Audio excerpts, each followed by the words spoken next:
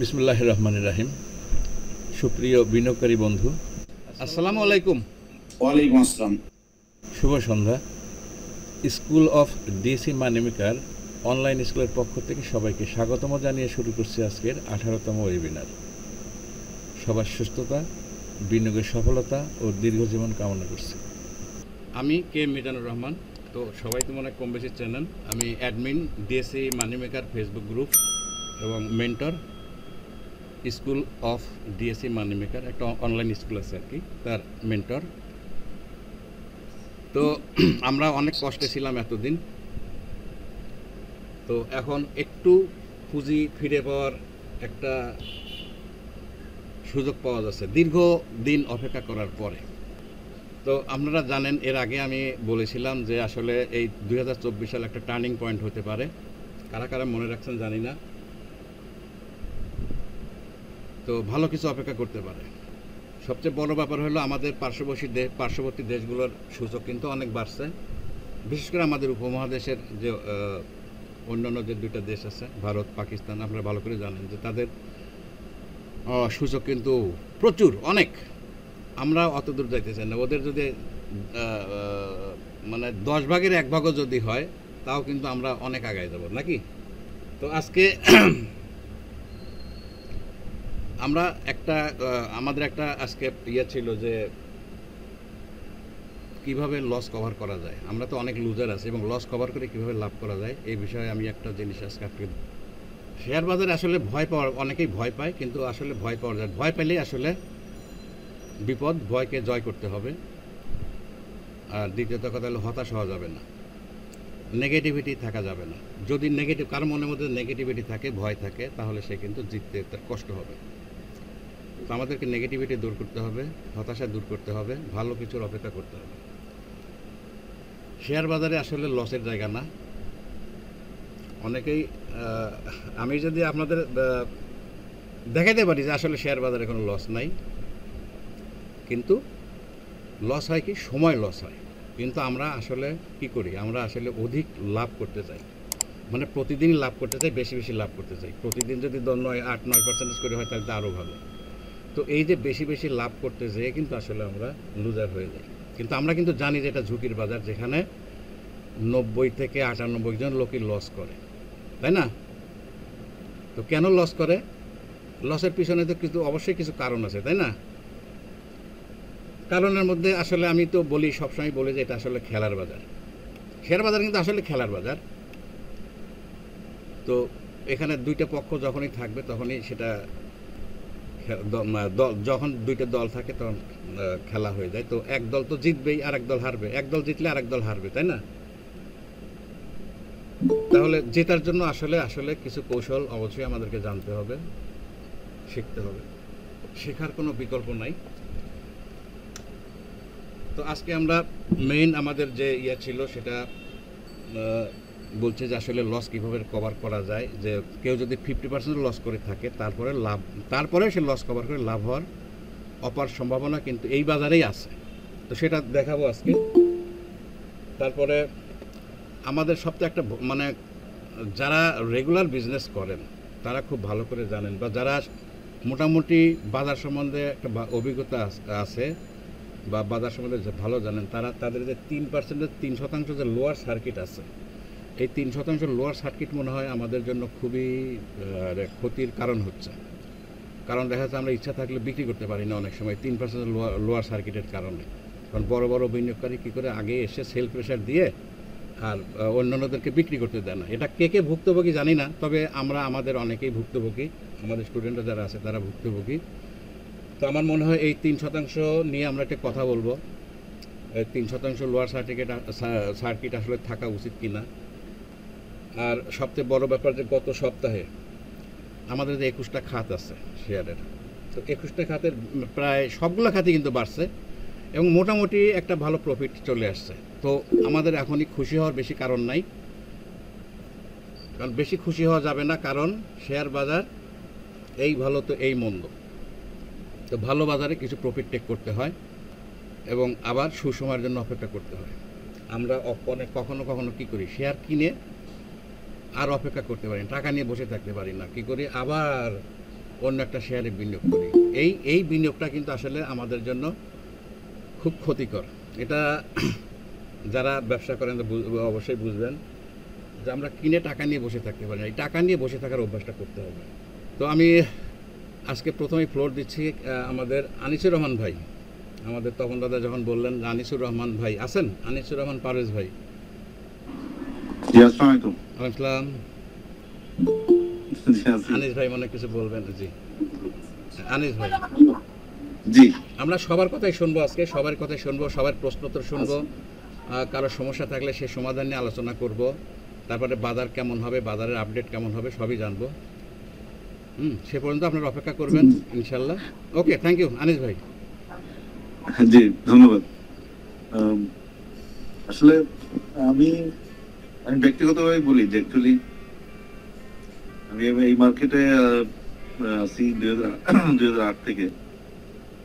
তো আসলে উত্থান পতন ভাঙা ঘর অনেক কিছুই আসলে দেখা হয়েছে, কিন্তু অ্যাকচুয়ালি মানে সবসময় যেটা হয়েছে 2022 বা 2021 22 পর্যন্ত আর কি, বা 23 পর্যন্ত, যে খুব বেশি স্যাটিসফ্যাকশনের জায়গাটা ছিল না।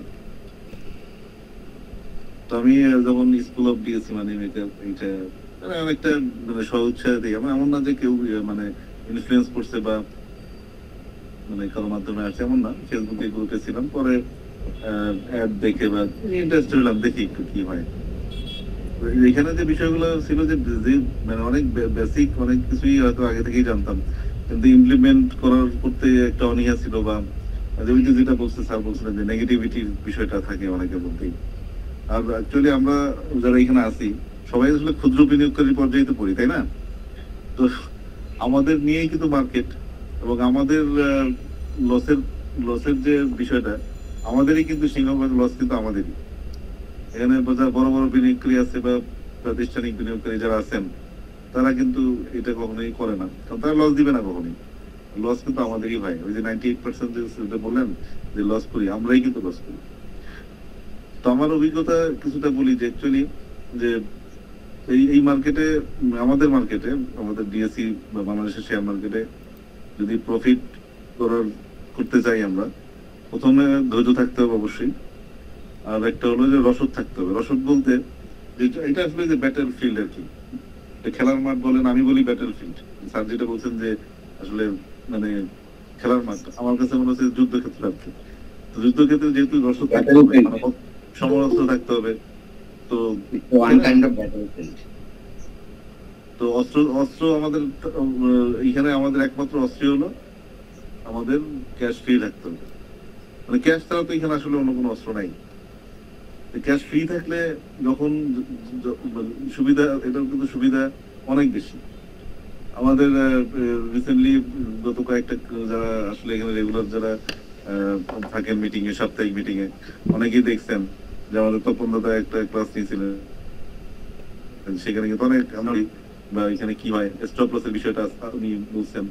তো এই বিষয়গুলো যখন আমি অ্যাপ্লাই করা শুরু করলাম, দেখলাম যে এটা মানে ওই যে শেয়ার বাজার বিজনেস যেটা বারবার বলেন, শেয়ার বাজার লস নেই, লাভ হবে, আসলেই লাভ হবে।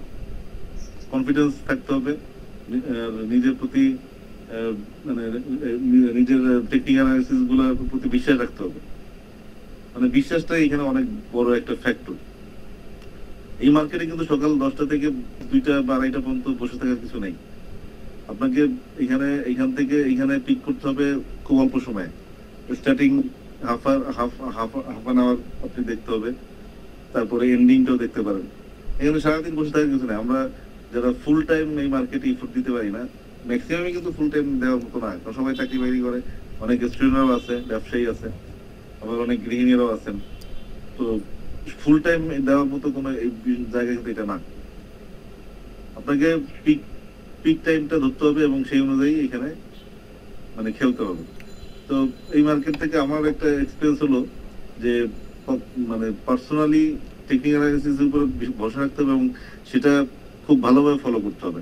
এবং টেকনিক্যালি যে বিষয়গুলো পজিটিভলি মানে সাধারণত স্যারের ক্লাস যারা করছেন জানেনি, বিভিন্ন যে অ্যানালাইসিস টুল যেগুলো আছে প্রত্যেকটাই কিন্তু কার্যকরী। আপনাকে যে কোনো একটার উপর বিষয় রাখতে হবে এবং ওইটাকে আঁকড়ে ধরতে হবে এবং সেই অনুযায়ী কিন্তু আসলে মানে ট্রেডিং আওয়ারটাকে কাজে লাগাইতে হবে। তো আমি গত 1 বছরে এই মার্কেট থেকে আসলে অনেক মানে মোটামুটি অনেক মানে বেশ ভালোই বেনিফিটেড, যেটা আসলে গত 10 বছর হয় নাই। আমার স্ট্র্যাটেজিটা ছিল ক্যাশ ফ্রি রাখা এবং রাইট টাইমে রাইট বটমে দেওয়া, এবং যখনই টেকনিক্যাল অ্যানালিসিস অনুযায়ী যখনই সেল সিগন্যালটা দেয় তখনই এটাকে মানে অবশ্যই বের হয়ে যাওয়া।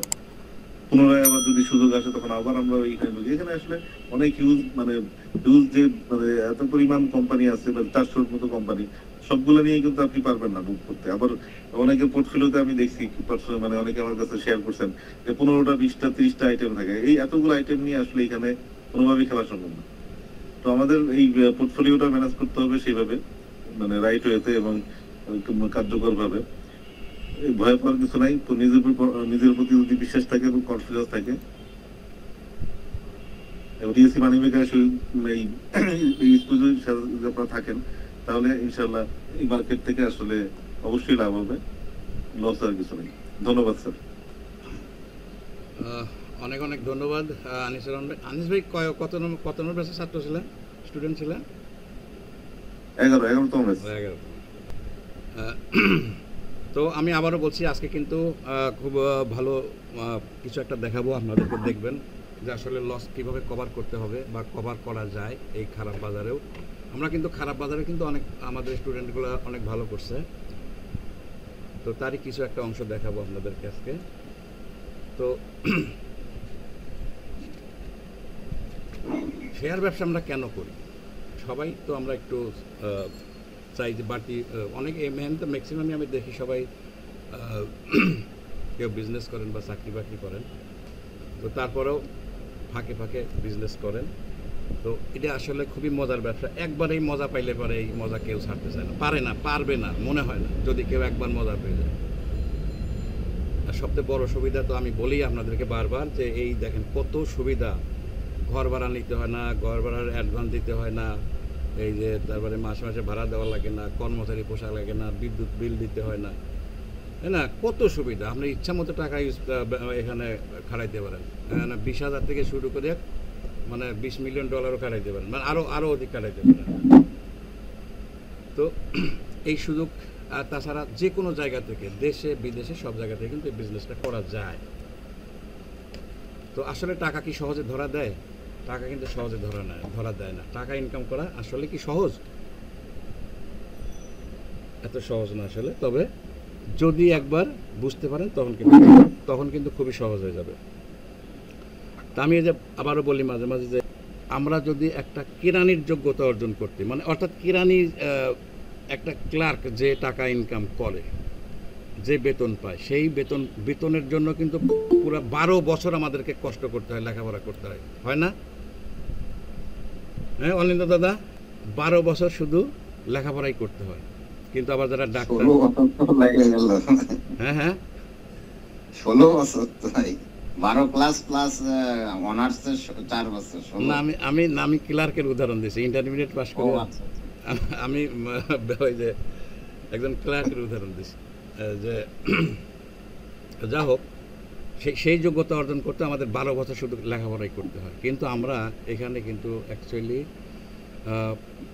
না লেখাপড়া করে এসে, মানে কোনো কিছু না শিখে আসলে ব্যবসা করতে এসেই কিন্তু আসলে লসগুলো করা হয় সব থেকে বেশি। মানে এর প্রথম কারণ হলো, 1 নম্বর কারণ হলো না শেখা। আর আবার অনেকে কেউ হয়তো শেখার পরে দেখা যায় সময় দিতে পারে না, এটা একটা কারণ।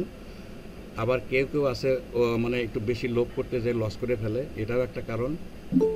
প্রতিদিন আবার অনেকে আছে প্রতিদিন লাভ করতে চায়। তো যদি প্রতিদিন লাভ করতে চায়, আমি বলছি যে কি, আসেন 1 থেকে 1.5 ঘন্টা বা 1-1.5 ঘন্টা বা 2 ঘন্টা যদি কেউ এই মার্কেটের পিছনে খাটে, তার পিছনে তার পক্ষেও কিন্তু 15 দিনে 10% লাভ করা খুব কঠিন কিছু না। এটা কিন্তু আমাদের অনেক স্টুডেন্ট করে দেখাইছে। এবং আমাদের একটা ইউটিউব চ্যানেল আছে, জানেন কি না? আমাদের ইউটিউব চ্যানেলের নাম হলো ডিএসসি মানি মেকার। ইউটিউব চ্যানেলের নামও ডিএসসি মানি মেকার। ওখানে দেখেন পাবেন যে আমাদের সাথে স্টুডেন্টের সাথে কি কনভারসেশন হয়। তো ওখানে কিন্তু অনেকেই দেখাইছে 15 দিন লাগে না, অনেকে 5-7 দিনেও 20-25% লাভ করছে, এরকম হয়েছে, আরও বেশি করছে। তো আসলে শিখা একটা মানে শিখতে হবে। তো আমাদের আনিস ভাই বলে গেলেন, তো আমি তো বলছিলাম যে খেলা, তো আমাদের আনিস ভাই তো আরও উপরে উঠে গেছে যুদ্ধ। তো যুদ্ধ করতে হলে আমাকে অবশ্যই কিছু ইনস্ট্রুমেন্ট লাগবে, তাই না? যুদ্ধ করতে হলে কিন্তু ইনস্ট্রুমেন্ট লাগে এবং শিখতে হবে, যুদ্ধ শিখতে হবে, কলা কৌশল শিখতে হবে। তো এই শেয়ার বাজারে কলা কৌশল শিখে যারা আয়ত্ত করতে পারছে তারা কিন্তু অনেক ভালো করতেছে, অনেক, এটা মানে বলার মতো না। আমাদের এখানে এমনও আছে যে একদিনে 12-14 লক্ষ টাকা লাভ করছে, এমন স্টুডেন্ট আছে। যাই হোক, তো সব ব্যবসায়তে কিন্তু কৌশল থাকে, কিছু কৌশল থাকে, গোপন কৌশল কিছু।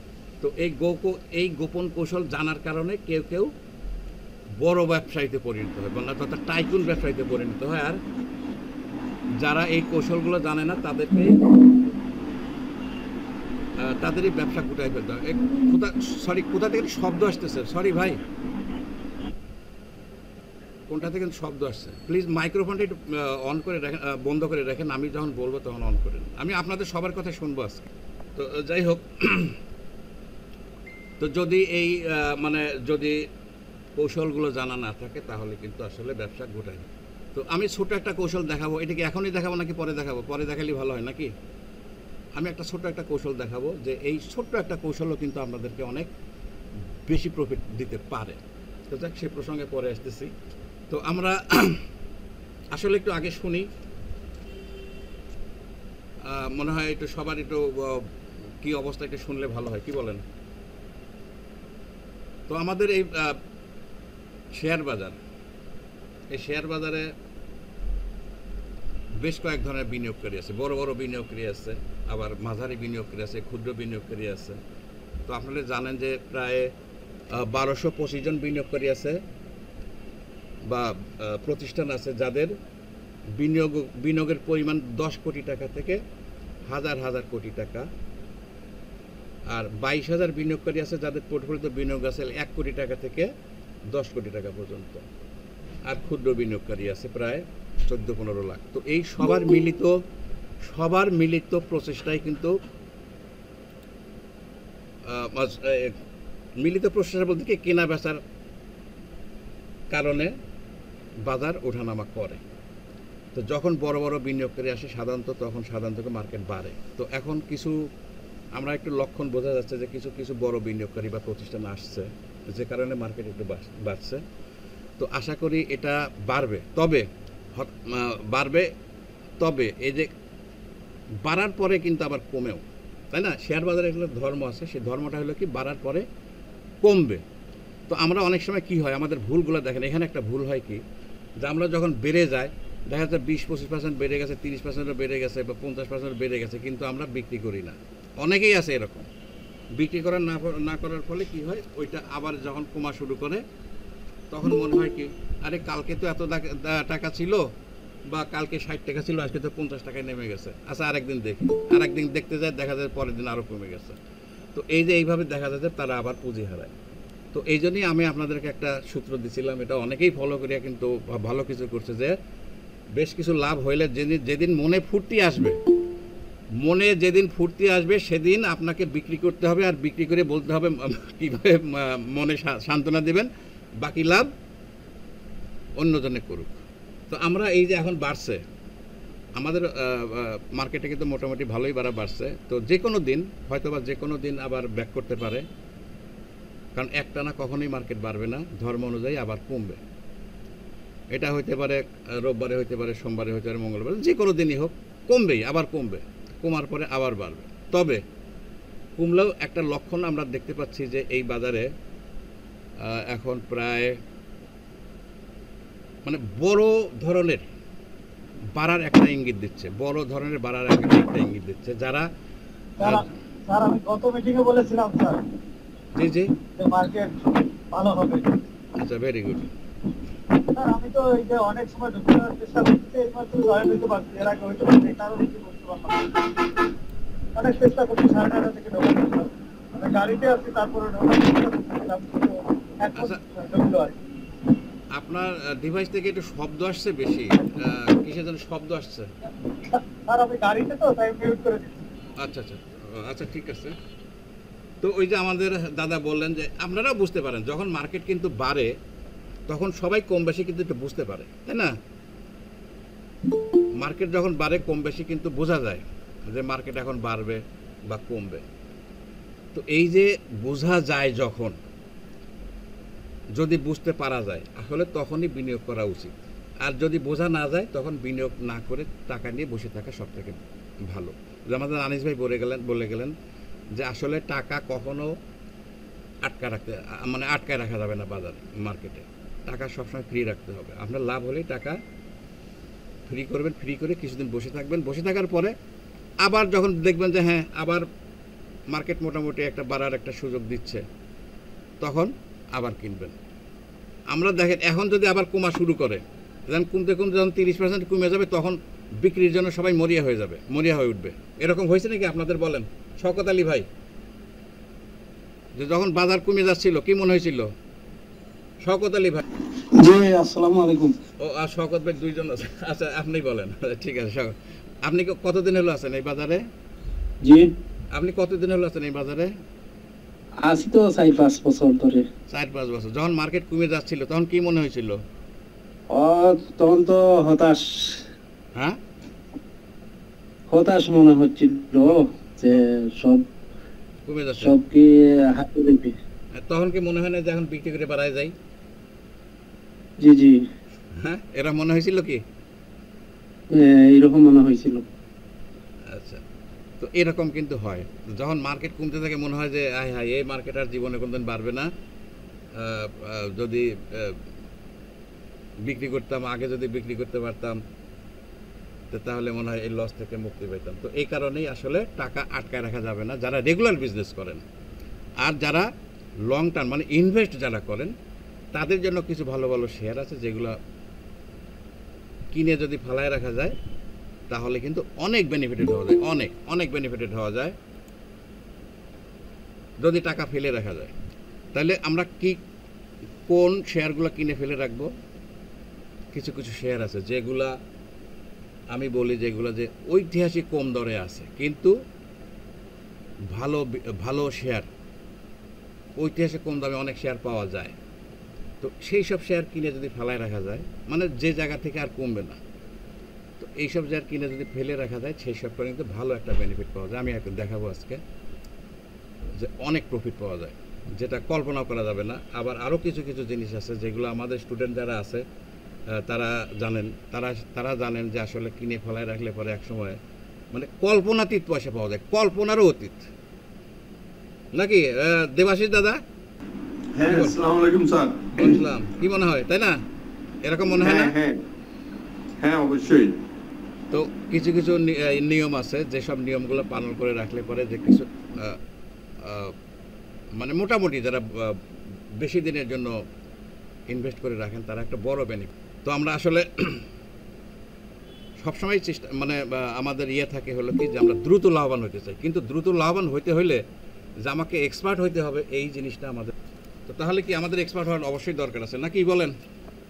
সজীব দা, তানভীর হোসেন ভাই আছেন? আচ্ছা ঠিক আছে, আমি আপনাদের এই কৌশলটা দেখানোর আগে আমি আপনাদের একটু কথা শুনতে চাই। আপনাদের প্রশ্নোত্তর তো অবশ্যই আছে নাকি? তারপরে আমি দেখাচ্ছি বাজার কেমন হবে, আগামীর বাজার কেমন হবে আমরা দেখাবো। তার আগে আমরা একটু প্রশ্নোত্তরগুলো জানি, কি বলেন? আমাদের রায়হানুর রহমান ভাই প্রথম পার্টিসিপেন্ট। রায়হানুর রহমান ভাই আছেন? মাইক্রোফোন অন করেন রায়হান ভাই। জি ভাইজান, আসসালামু আলাইকুম। ও রায়হান আবার দুইজন। আচ্ছা ঠিক আছে, আচ্ছা আপনি বলেন কি অবস্থা আপনার, এটি শুনি।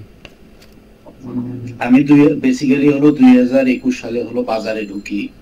বাজারে ঢোকার পর থেকে আমি ব্যস্ততার কারণে কোনো টেকনিক্যাল অ্যানালিসিস করতে পারি নাই। আমি একটা ইন্স্যুরেন্সের একটা কোম্পানি ইন্স্যুরেন্স কিনছিলাম, সেটাতেই আটকে যাওয়ার পর আমি আর কখনোই লাভের মুখ দেখি নাই, কারণ ওই ইন্স্যুরেন্সটা 100 টাকার উপরে কিনছিলাম, যার আজকের ডেটের দাম হচ্ছে 35 টাকা। এরপর ইউটিউবে ঘাটাঘাটি করি, ফেসবুকে ঘাটাঘাটি করার পর এই আপনার বিভিন্ন পরামর্শ, বিভিন্ন ভিডিও দেখতে পাই। তখন থেকে ফিল করি যে আসলে যে এই বাজারে আপনার জেনে শুনে টেকনিক্যাল অ্যানালিসিস, ফান্ডামেন্টাল অ্যানালিসিস, তারপরে sentimental analysis plus macro economic factor সবগুলো জেনে বুঝে বিনিয়োগ করতে হবে। তারপরে থেকেই আপনার হলো বিভিন্ন পেজ, ভিডিও, ওয়েবিনার দেখা শুরু করি এবং এই 24 সালে আবার নতুন ফান্ড নিয়ে হলো বাজারে আসি এবং আপনার সাথে আমি স্বপ্রণোদিত হয়ে যোগাযোগ করি যে ভাইজান আপনার কোর্স আমি করতে চাই, কারণ আপনার 21 সালের পর থেকে এই 24 সালের আগ পর্যন্ত এই লম্বা টাইমে আপনার ফেসবুক, ইউটিউব এগুলো ঘাটাঘাটি করে দেখছি যে আপনার যে পরামর্শটা দেন সেটা অনেক কনস্ট্রাকটিভ পরামর্শ। এবং আরেকটা জিনিস আমার মনে হয়েছে, বাজার যখন পতন হয়, অবশ্যই উত্থান পতন থাকবে, তখন আপনার বিনিয়োগকারীর প্রতি যে আপনার কেয়ারিং এবং বিভিন্ন পোস্ট, বিনিয়োগকারীর মনোবলকে ধরে রাখার জন্য যে পোস্টগুলা, সেগুলোও একটা শিক্ষার ব্যাপার আছে। তারপরে মনে হলো যে এই বাজারে থাকতে গেলে না শিখে যদি সবাই লাভবান হয় তাহলে তো লুজার কেউ হবে না, এই যে শেখার প্রয়োজন। সেজন্য ঈদের আগে আপনার সাথে যোগাযোগ করি, কোরবানি ঈদের সাথে, এবং আপনার নতুন ব্যাচ সম্পর্কে জানতে চাই। এবং ইতিমধ্যে আমি আপনার ফর্ম ফিল আপ করে ফেলছি যে শিখে আর্ন করব। আর এই পিরিয়ডের মধ্যে আপনার তিনটা শেয়ারের রিলেটেড আপনার কাছে পরামর্শ নিয়েছি। আমি এই 21 সালের পর কোনোদিন আমার পোর্টফোলিওতে আমি গ্রিন সাইন দেখি নাই, কিন্তু এই আপনার সাথে আমি যোগাযোগ করেছি, আমার মনে আছে 10ই জুনে যোগাযোগ করার পর আপনার হেল্প চাইছি যে আপনার কোর্সে এনরোল হব, সেই জন্যই বেসিক্যালি যোগাযোগ করা।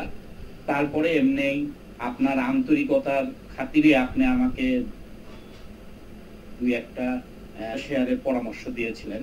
এই দুটো শেয়ার 21শে জুন আমি 10ই জুন আপনার সাথে যোগাযোগ করি, 21শে জুনে আমি এই দুটো শেয়ারটা হলো লাক টেস্ট করার জন্য হলো বুকি, এবং প্রথম আমি ম্যাচিউর ডেটে গ্রিন সাইন দেখতে পাই, যেটা আমি কোনোদিন 21 সালের পর পাই নাই। আমি যে শেয়ারগুলোতে এন্ট্রি নিয়েছি, আমি 11 তারিখে এন্ট্রি নেই, 13 হয় ওই ম্যাচিউর ডেটেই আমি দেখি যে গ্রিন সাইন। আমি পরবর্তীতে লাইফের প্রথম এই মার্কেট থেকে হলো লাভবান হয়েছি আপনার হলো দুটো শেয়ারের পরামর্শ অনুযায়ী। সেজন্য এই দুটো শেয়ার থেকে, আর আপনার যে গঠনমূলক যেটা আলোচনা, যে কথাটা আমার সবসময় ভালো লাগে যে আপনারা লোকটা কন্ট্রোল করতে হবে। এবং আমরা দেখা যায় যে প্রায় আমি বিভিন্ন পোস্ট দেখি যে শেয়ার বাজার হলো আফসোসের বাজার। প্রায় বিনিয়োগকারী লাভ হলেও আফসোস, বিক্রি করে লাভ নিয়েছে, লাভ হয়েছে, তারপরেও আফসোস করে, তারপরেও দাম বেড়ে গেলে হতাশ হয়ে পড়ে, আবার লসেও আফসোস করে। কিন্তু আপনার যে কথাটা আমার খুবই ভালো লাগে যে আপনি আপনার টার্গেট লাভ পূরণ হলে তারপরেও যদি দাম বৃদ্ধি পায় ওই লাভটা অন্য ভাই, এটা মনে বুঝতে হবে। এই জিনিসটা যদি আমাদের মাইন্ডে সেট আপ করতে পারি, তাহলে আমরা বিক্রি করার পর যদি কোনো একটা শেয়ার আরো দাম বেড়ে যায়, আমরা যদি এই মেসেজটা আমাদের মাইন্ডে ঢুকাতে পারি, তাহলে দেখা যাবে যে এই আফসোস আর করতে হবে না। মানুষ শুধুমাত্র যে লসে আফসোস করে তা না, আমি মার্কেটে 21 সাল থেকে এই পর্যন্ত দেখছি লাভেও আফসোস করে, আরো রাখলে তো আরো লাভ হতো। এখানে লসেও আফসোস করে, লাভেও আফসোস করে। আপনার ওই কথাটা আমার খুবই ভালো লাগে। আর হলো আপনার হলো যেটা আমার মনে হয়েছে যে আপনি হলো বিপদের সময় এবং খুবই আন্তরিক।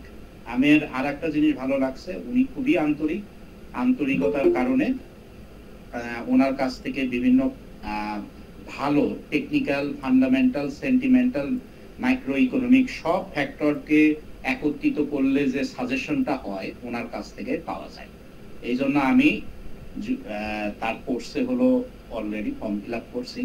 যখন ভাইজান কোর্স স্টার্ট করবে আমি জয়েন করব। আর বেসিক্যালি হলো ওনার থেকে আমি দুটো উপকার পাইছি অলরেডি। থ্যাংক ইউ ভাইজান। অনেক অনেক ধন্যবাদ, আপনি অনেক সুন্দর করে কথা বলছেন। আসলে আমি বলছিলাম রায়হানুর রহমান ভাই ছিলেন, হলো আর একজন রায়হান ভাই আছেন, ওনাকে বলছিলাম। তো আপনাকে অনেক অনেক ধন্যবাদ। আপনি যে এই যে ইউটিউবগুলো দেখছেন বা আমার লেখাগুলো পড়ছেন এবং অনেক মনোযোগ দিয়ে দেখছেন, মনে হলো যে অনেক মনোযোগ দিয়ে দেখছেন। তো এই যে শেখা, দেখা, শেখা, তো এই আমার ইউটিউব চ্যানেল মানে বিশেষ করে যারা দেখছে তারা অনেকটাই ইন্সপায়ার্ড হয়। যদিও আমি এগুলো প্রচার করি না, খুব একটা প্রচার করি না, কিন্তু যারা দেখছে তারা নিজেরাই বেনিফিটেড হয়েছে। এবং এখানে তো অনেকেই আছে যারা আমার সরাসরি স্টুডেন্ট না, তারাও কিন্তু অনেক বেনিফিটেড হয়েছে শুধু আমার এই ওয়েবিনার থেকে অথবা আমাদের যে স্টুডেন্টদের সাথে যে আমাদের যে কনভারসেশন হয় সেগুলো দেখে ইন্সপায়ার হয়ে অনেকে ভালো করতেছে, লাখ লাখ টাকা লাভও করছে। আমরা সেটাও দেখাইছি আপনাদেরকে। তো অনেক অনেক ধন্যবাদ রায়হান ভাইকে। তো আচ্ছা, আমরা আজকে এই যে 3% লোয়ার সার্কিট নিয়ে একটু জাস্ট আলাপ করি, যে আসলে আমাদের এই 3% লোয়ার সার্কিট, এটা আমাদের এই জিনিসটা আমাদের ইয়েতে যাবে, কিন্তু আমাদের কর্তৃপক্ষের কাছে বিএসইসি যে কর্তৃপক্ষ আছে তাদের কাছে যায় এসব ইনফরমেশন। তা আমরা কি চাই যে আমরা 3% লোয়ার সার্কিট থাকা ভালো নাকি খারাপ? তো এই বিষয়ে আমি কাকে জিজ্ঞেস করবো? রনি খান আছেন? রনি খান আসসালামু স্যার। ওয়ালাইকুম সালাম। রনি খান, ভালো আছেন স্যার? আলহামদুলিল্লাহ ভালো আছে। আপনি মানে নতুন, এর আগে কি কখনো জয়েন করছিলেন আমাদের ইয়েতে ওয়েবিনারে? জি না স্যার, এই প্রথম। আজকে প্রথম। কেমন লাগছে? এতক্ষণ যতটুকু শুনলাম খুব ভালো লাগছে স্যার। আচ্ছা, আপনার মতে এই যে আপনি কতদিন হলো আছেন এই বিজনেসে? আমি আছি স্যার 10-12 বছরের মতো, তবে মানে 22 সেলের মধ্যে আমি নাই, তাই 2-3 বছর হবে। মানে লসে আছি 50%। 50% লস। আসলে লস কভার করা খুব কঠিন কিছু না। আমাদের এক ভাই আজকে আসছেন কিনা জানি না, দেখালেন যে আমাদের ওয়াটার কেমিক্যালে 13-14-15 দিনে 50% বাড়ছে। তো সঠিক একটা শেয়ার বাছাই করে যদি ধরা যায় তো 50% লস করা খুব কঠিন কিছু না, কিন্তু সঠিকভাবে ধরতে হবে। হ্যাঁ, 50% লস করা, কিন্তু লস কভার করা কিন্তু কঠিন কিছুই না। আমরা তো 50% লস করলে তো হতাশ হয়ে যাই, তাই না?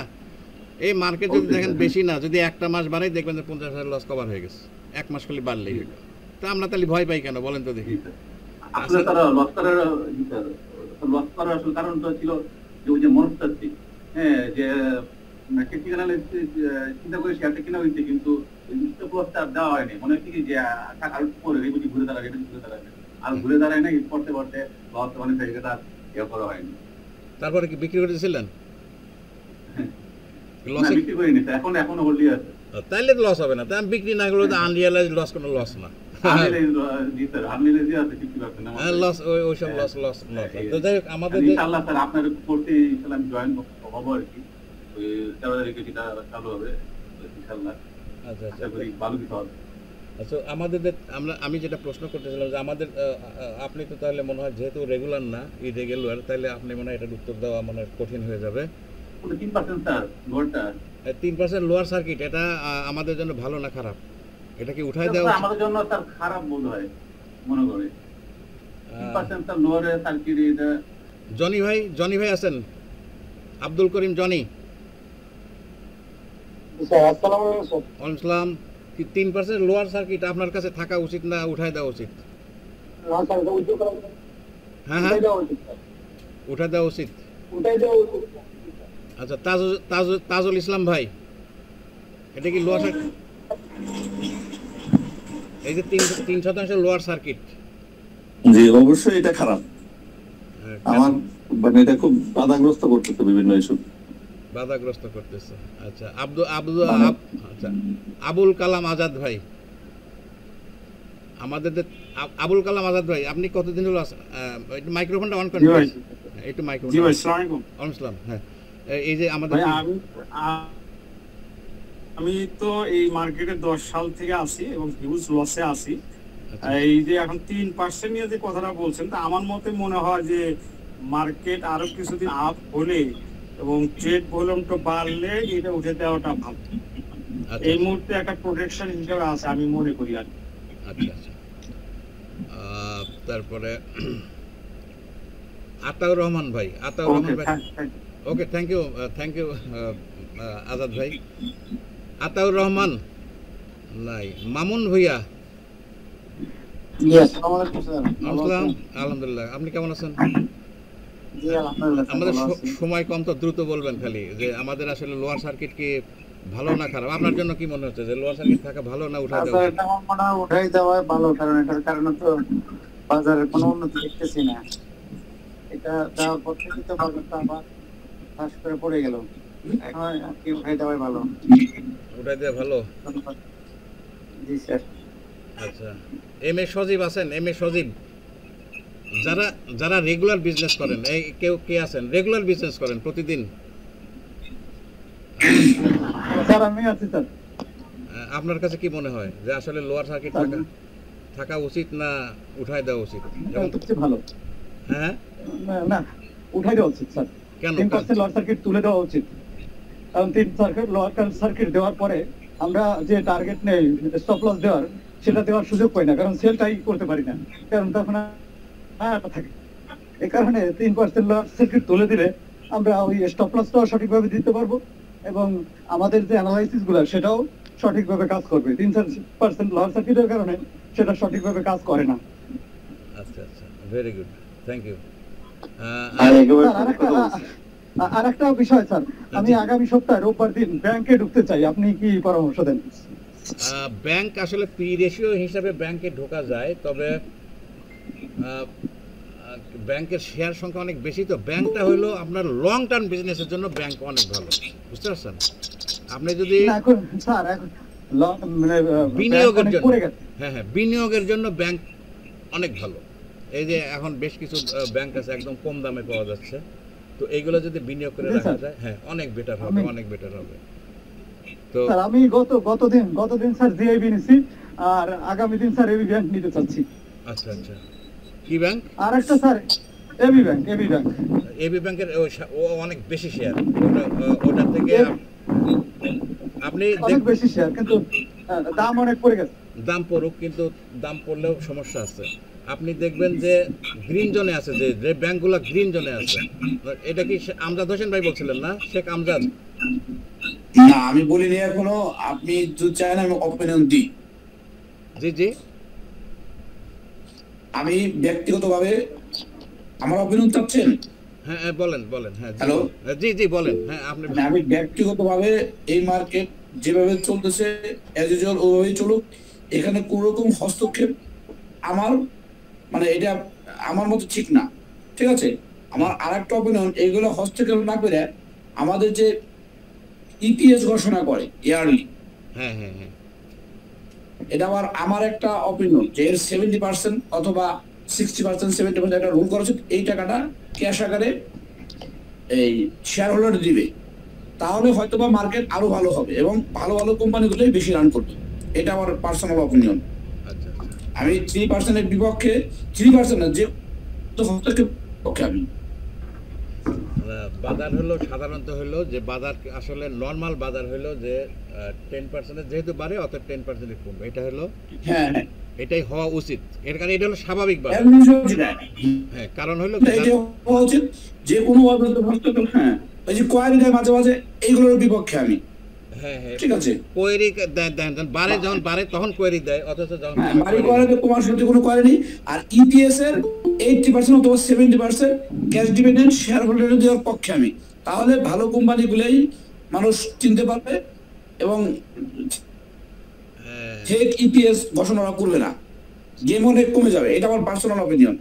অনেক সুন্দর বলছেন আমাদের আমজাদ ভাই, শেখ আমজাদ ভাই অনেক ভালো কথা বলছেন। কারণ হলো যে আমাদের বাড়লে কোয়েরি আসে আর কমলে কোয়েরি আসে না, কারণ ভালো শেয়ার যখন কমে যায় কোনো করে, এই যে ব্যাড কথা বলতাম, এক মিনিট, এই যে আমাদের যে ব্যাট বেশি একটা শেয়ার অনেক কমে গেছে তাই না, একটা ভালো একটা শেয়ার অনেক বেশি কমে গেছে, অথচ কোনো কোয়েরি কমার সময় কোয়েরি নাই, এই যে একটু বাড়তে লাগুক দেখবেন যে কোয়েরি দেবে, এটা কেন?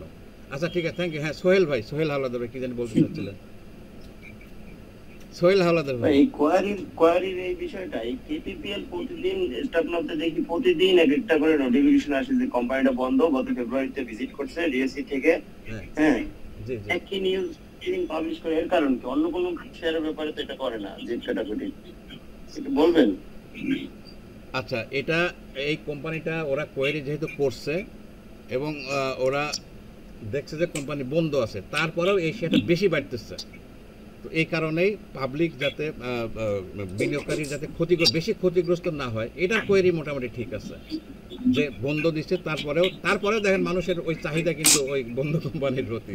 তা আমাদের আসলে অবস্থানটা দেখেন, পচা জিনিস খাইতে ভালো লাগে। যা হোক, তো এরকম না শুধু কেপিপিএল দেয় না, আরো এর আগে আমরা আসলে বিনিয়োগকারীর মতো আচরণ করি না। কেপিপিএল না, অন্য অনেকগুলো কোম্পানি বন্ধ আছে আমাদের জানা মতে। হ্যাঁ, দুটি স্ক্রিন আমাদের এই খুলনাতে আমরা ওটা রেগুলারলি দেখি, কোম্পানির কিচ্ছু নাই, পারি নাই।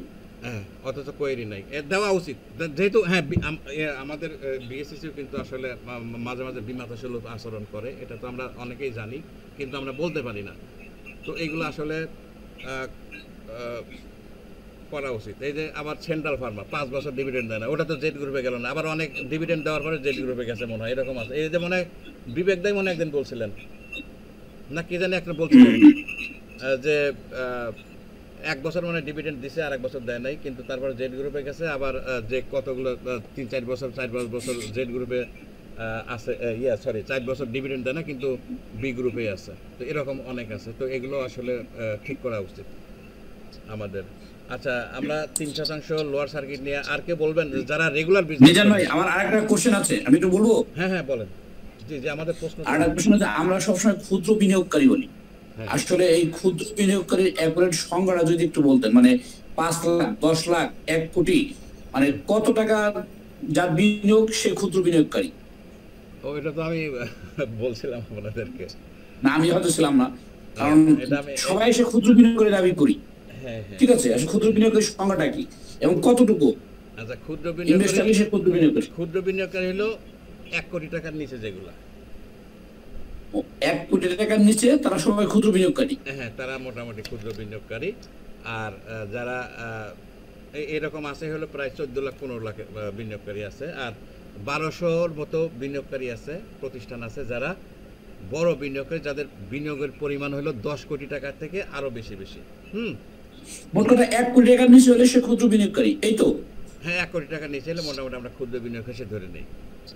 বাংলাদেশের বাস্তব প্রেক্ষাপটে এই সংখ্যা পাল্টানো উচিত, এটা হলো আমার অপিনিয়ন। 1 কোটি টাকা 99 লাখ টাকা যদি কারো থাকে, সে কিভাবে ক্ষুদ্র বিনিয়োগ করে আমার মাথায় খেলে না।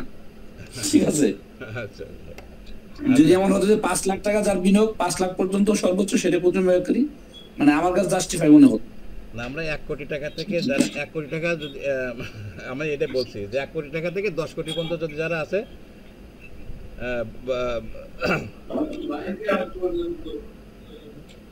তাদেরকে আমরা। আসসালাম জি, আপা কেমন আছেন?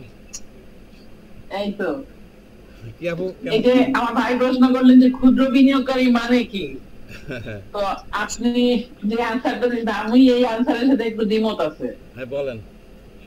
না, এটা হলো আমার মতে ক্ষুদ্র বিনিয়োগকারী হচ্ছে যে কোনো একটা প্রতিষ্ঠানে আমি বিনিয়োগ করতেছি, যেমন ধরেন আমি লেক্সিমকোতে বিনিয়োগ করলাম, টাকাটা ঢুকাইছি, মানে কি আমি বিনিয়োগ করি নাই? হ্যাঁ, তো বিনিয়োগ করছেন, কিন্তু ওই কোম্পানির জন্য ক্ষুদ্র বিনিয়োগকারী আর কি, ওইটাই। আমার পোর্টফোলিওতে 1 কোটি টাকা বিনিয়োগ করছি, সেইটা না। না, এখানে আমাদের যে হিসাব আছে যে আমাদের যে কিছু, আমাদের এখানে 3 ধরনের ভাগ করা হয় সাধারণত। এটা হলো বড়, ক্ষুদ্র, মাঝারি আর হলো বড় বিনিয়োগকারী। বড় বিনিয়োগকারী হলো 10 কোটি টাকা থেকে হাজার হাজার কোটি টাকা পর্যন্ত বড় বিনিয়োগকারী, আর মাঝারি বিনিয়োগকারী হলো 1 কোটি টাকা থেকে 10 কোটি টাকা পর্যন্ত, আর বাকিগুলো হলো ক্ষুদ্র বিনিয়োগকারী ধরা হয়। তো আর স্পেশাল কোনো এরকম আর কোনো সূত্র আছে কিনা আমার জানা নাই, যদি কারো জানা থাকে বলতে পারেন। কারো জানা থাকলে বলতে পারেন। না, আপার সাথে আমার দ্বিমত আছে। আপা যে বললেন যে আমি একটা পার্টিকুলার অ্যামাউন্ট ওখানে বিনিয়োগ করলাম ক্ষুদ্র বিনিয়োগকারী, আমি যদি একটা কোম্পানির পেইড আপ ক্যাপিটাল 10 কোটি থেকে আমি একটা যদি ওখানে 2 কোটি টাকা বিনিয়োগ করি, 5 কোটি টাকা বিনিয়োগ করি, তাহলে আমি ওখানে ক্ষুদ্র বিনিয়োগ করে বললাম কিভাবে? ওই কোম্পানি যদি আমি এত বড় বিনিয়োগকারী, ঠিক আছে, পার্টিকুলার ওই কোম্পানির জন্য আমি বড় বিনিয়োগকারী। না, ওই যে ক্ষুদ্র বিনিয়োগকারী তো লুজার হইলে তখন তো সবাই লুজার হয়, শুধু কি ক্ষুদ্র বিনিয়োগকারী লুজার হয়? সবাই তো লুজার না না, এখন আমি লুজারের কথা বলতেছি, আমি ক্ষুদ্র বিনিয়োগকারীর কথা বলতেছি, এইটা ঠিক আছে। আচ্ছা না, সেটা বুঝতে পারছি যে ক্ষুদ্র বিনিয়োগকারী সংজ্ঞাটা আসলে তফাৎ, মানে এক একজন এক এক রকম হয়তো ভাবে। না, যাই হোক, আমরা যেটা দিলাম, আমি যেটা বললাম এটাই আসলে মানে আমাদের শেয়ার বাজারের জন্য এটাই।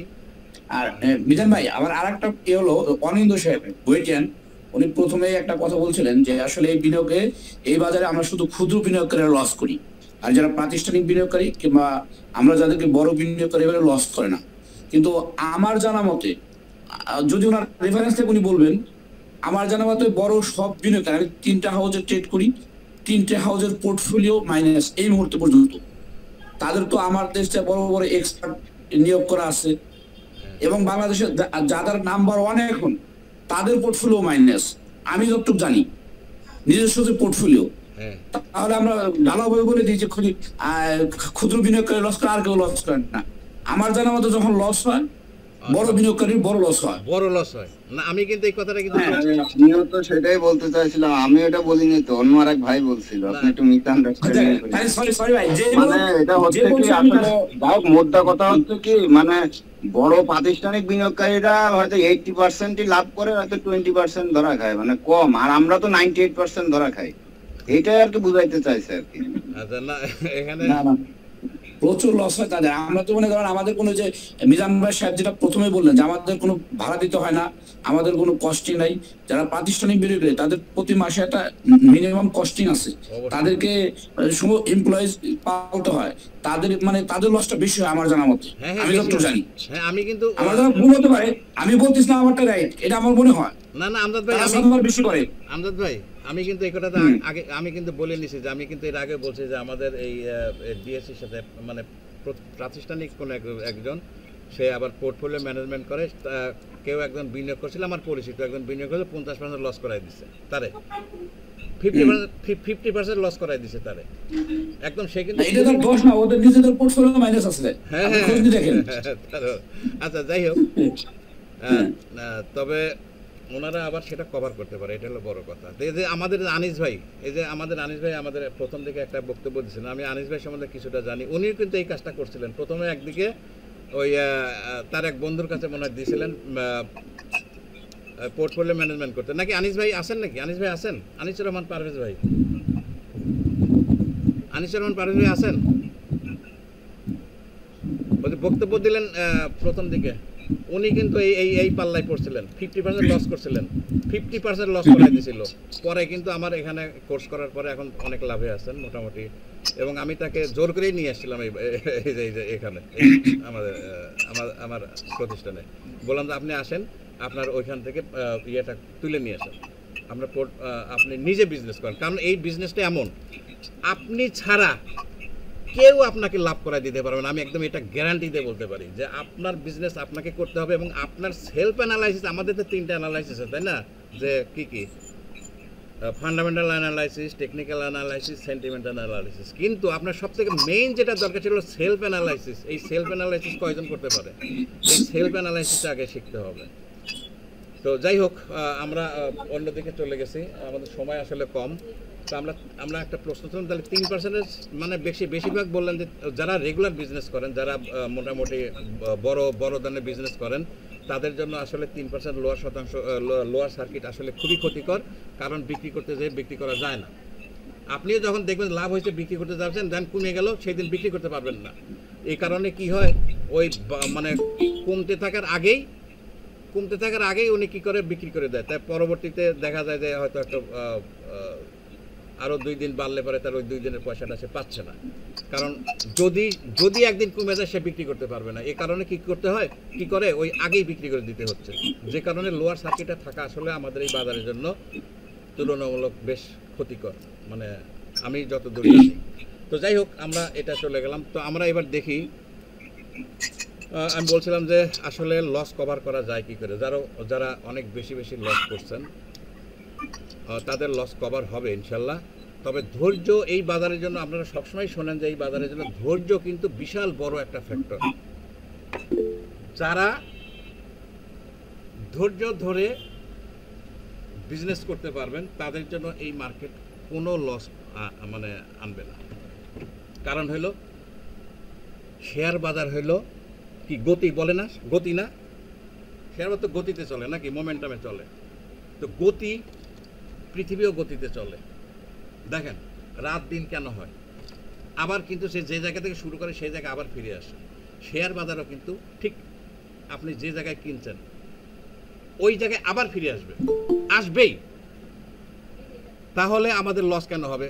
কিন্তু ওই সময়টা যে কতখানি, এইটা হলো বড় ব্যাপার, যে ওই সময়টা কতখানি নেবে, যে কতদিন সময় নেবে। তাহলে আপনার উত্তর ইয়েটা হওয়া উচিত, আপনার বিনিয়োগটা কিভাবে হওয়া উচিত। আপনি এমন জায়গায় বিনিয়োগ করবেন যে জায়গায় বিনিয়োগ করলে পারে আপনি বেশি লাভবান হবেন। এখন আপনি যদি 10 টাকার শেয়ার 20 টাকায় 30 টাকায় কেনেন, আর যদি কেউ 10 টাকার শেয়ার 7 টাকায় কেনে, তো লাভ কার বেশি হবে? এই যদি ফিরে আসে ঘূর্ণয়ন মানে গতির আকারে যদি ফিরে আসে, কার লাভ বেশি হবে? যে 10 টাকার জিনিস 7 টাকায় কিনলো তার লাভ বেশি হবে, না 10 টাকার জিনিস 40 টাকায় কিনছে তার সময় বেশি লাগবে সেই প্রফিট উঠে আসতে? ব্যাপারটা কি বুঝাতে পারছি কিনা আমি? তানভীর ভাই, তানভীর হোসেন ভাই আছেন নাকি? মুকুল সরকার আছেন? মুকুল সরকার একটু মাইক্রোফোনটা অন করেন। নাই? হ্যাঁ আছে। আপনার কি মনে হয় আপনি 10 টাকার জিনিস 20 টাকা দিয়ে কেনেন, নাকি 10 টাকার জিনিস ভালো একটা কোনো জিনিস 10 টাকার জিনিস যদি 3 টাকায় পান সেইটা কিনবেন, নাকি 10 টাকার জিনিস 30 টাকা দিয়ে কিনবেন? কোনটা? না, 10 টাকার জিনিস 3 টাকায়, 10 টাকার জিনিস 3 টাকায় কিনে বসে থাকলেই তো লাভ না বেশি? কিনবো। হ্যাঁ, একেই বলে হইলো বাই লো সেল হাই। কিন্তু আমরা কি করি জানেন? বাই হাই সেল লো। এই আমার এই কথার সাথে একমত কে বলেন? আমরা হাই দামে, এটা আমাদের হয়ে যায়, আমরা হাই দামে বিক্রি করি আর লোয়ে বিক্রির জন্য অস্থির হয়ে পড়ি যখন বাজার কমে যায়। কথা সত্য? সাইফুল ইমন বলেন, সাইফুল ইমন। হ্যাঁ কথাটা কি সত্য?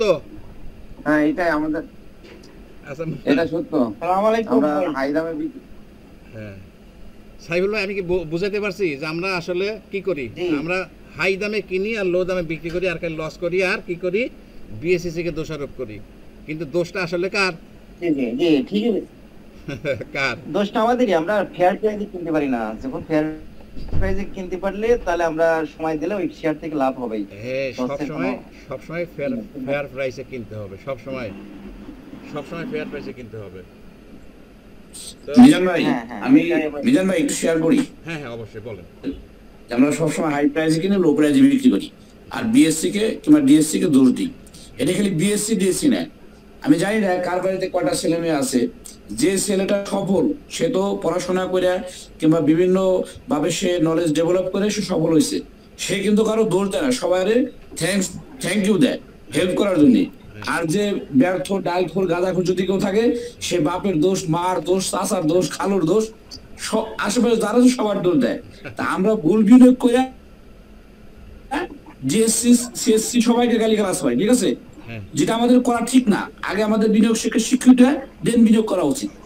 হ্যাঁ, আবার দেখেন অনেকেই কয় যে অ্যানালাইসিস কোনো কাজ করে না। ভাই অনেকেই দেখবেন যে ফেসবুকে এসব দিয়ে ভরে ফেলায় যে অ্যানালাইসিস। না, পৃথিবীতে সবকিছুই কাজ করে, কাজ করবো না কেন? তাহলে তো কোনো শিক্ষা দীক্ষা থাকতো না। আপনি পড়েন নাই যে ফেসবুকে ম্যাক্সিমাম সময় দেখা যায় যে লেখা অ্যানালাইসিস কোনো কাজ করে না, যখন বাজার কমে অ্যানালাইসিস কোনো কাজ করে না, অ্যানালাইসিস। তো উনি কি অ্যানালাইসিস অর্থ জানেন? বলেন আসলে, বলেন উনি কি অ্যানালাইসিস মানেই তো জানেন না যে অ্যানালাইসিস কারে কয়, তাই না? তো যাই হোক, আমরা আগে দেখি একটু মার্কেট, আমরা একটু দেখি কেমন মার্কেটটা কি আচরণ করতেছে, কত দূর যাইতে পারে, কেমন হইতে পারে, কি বলেন? আমরা আচ্ছা, স্ক্রিন কি দেখা যাচ্ছে?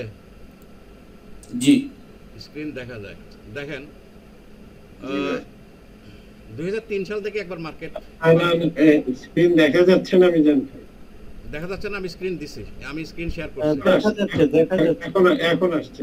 আচ্ছা আচ্ছা, দেখেন 2003 সাল থেকে একবার বাড়া শুরু হয়েছিল 90-এর ধসের পরে, আর 96-এর ধসের পরে অনেক পরে 2003 সাল থেকে মার্কেট বাড়ে। এই স্ক্রিনে তো দেখা যাচ্ছে না, একটু ডিস্টার্ব হচ্ছে। আমি শুধু ক্যান্ডেলস্টিক দিছি। আচ্ছা দেখেন, ক্যান্ডেল আসছে না এখন, ওই দেখা যাচ্ছে ক্লিয়ার দেখা যাচ্ছে। এই যে এখন আসছে। আচ্ছা ওই যে এখন আসছে, হ্যাঁ এখন আসছে। একটু নেট প্রবলেম থাকলে সেখানে যাবে না।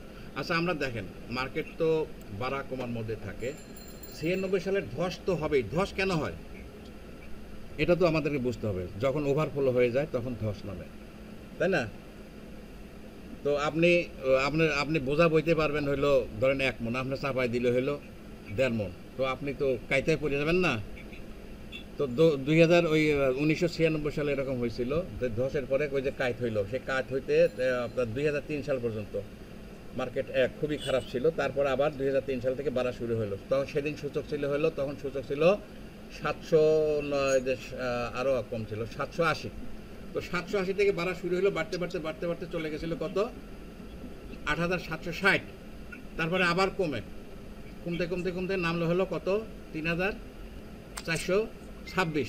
সেখান থেকে আবার বাড়তে আবার চলে গেল হলো 17 সালে খায়রুল সাহেবের আমলে বাড়ছিল একবার, আবার চলে গেল হলো আপনার 6331। তারপর আবার কমতে আবার চলে আসলে হলো ওই কত? 3588।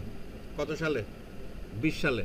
তারপরে আবার নতুন আমাদের যে আসলেন, বর্তমানের যে চেয়ারম্যান আছেন উনি আসলেন। উনি আসার পরে মার্কেটকে টেনে তুললেন, একদম হিরো কি বলে, খুব সুন্দরভাবে মার্কেট টেনে তুলছিলেন। মোটামুটি সেই 3900 কত নাম ছিল? 3588। এখান থেকে তুলে নিয়ে গেলেন হলো 7344। তারপরে আবার বিভিন্ন কারণে আবার কমার পরে আমাদের এই অবস্থা আসছে এখন বর্তমানে। কেবল গত 2 মাস হলো কিন্তু আস্তে আস্তে একটু বাড়া শুরু হয়ে ইদানিং একটু আবার ভালো ফ্লো দেখাইছে। তো আমরা যদি গত 3 সপ্তাহের আলোচনা করি, দেখেন মার্কেট বাড়ে কিভাবে। আমরা অনেকে যারা একটু টেকনিক্যাল অ্যানালিসিস জানেন তারা মনে হয় এই জায়গাটাকে চিনবেন নাকি? এই জায়গাটা চিনবেন না? মর্নিং স্টার না? জি, যারা, হ্যাঁ, এটা হলো মর্নিং স্টার বলে। মর্নিং স্টার হলো কি? আমি যেহেতু সপ্তাহে দিছি, আগের এটা সপ্তাহ হইতে পারে, দিনেও হইতে পারে, 1 দিনের জন্য হইতে পারে, 1 মিনিটের জন্য হতে পারে, 5 মিনিটের জন্য হতে পারে, মানে 1 সপ্তাহের জন্য হতে পারে, মাসের জন্য হতে পারে, যেটাই হোক। আমরা 3 সপ্তাহ ধরছি, যে গত 3 সপ্তাহ ধরে, মানে একটু লং টার্ম ধরলাম। তো গত 3 সপ্তাহ ধরে মার্কেট 3 সপ্তাহের মধ্যে একটা মর্নিং স্টার তৈরি করলো। মর্নিং স্টার কিন্তু খুবই, মানে টেকনিক্যাল অ্যানালিসিসের জন্য কিন্তু খুবই, যারা টেকনিক্যাল অ্যানালিসিস তারা জানে যে মর্নিং স্টার তৈরি করলে সাধারণত বাজার বাড়ে। তো এই হিসাবে তাহলে আমরা ধরে নিতে পারি যে বাজার আবার মুভমেন্টে যাচ্ছে, আশা করি বাড়বে। কিন্তু একটানা কিন্তু বাড়বে না, বাড়ার পরে বাড়বে আবার কমবে, আবার বাড়বে আবার কমবে, কিন্তু ভয় পাওয়া যাবে না। তো আশা করতেছি যে মার্কেট, আপনারা যারা আছেন এর আগে যারা ওয়েবিনারে ছিলেন তারা অবশ্যই জানেন যে আমি বলছিলাম যে আসলে 2024 সালটা একটা ভালো কিছু হইতে পারে। তো কিছুটা লক্ষণ মাঝে মাঝে দেখা যায়, আবার থেমে যায়। তো এবার লক্ষণটা আরেকটু ভালো মনে হচ্ছে, যে গত 3 সপ্তাহের চার্ট দেখলে পরে যদি মর্নিং স্টার তৈরি হয় তাহলে এখান থেকে একটা বাজার কিন্তু ভালো মুভমেন্টে যাবে। কিন্তু আবারও বলি, মুভমেন্টে গেলেও মার্কেট কিন্তু আবার কমবে, তারপরে আবার বাড়বে, কমবে, বাড়বে, এভাবে যাবে। তো অতএব যখন প্রফিট হয়, প্রফিটটা অবশ্যই টেক করতে হবে। প্রফিট হলেই টেক করতে হবে। টেক করে আবার বসে থাকবেন সুযোগের অপেক্ষায়।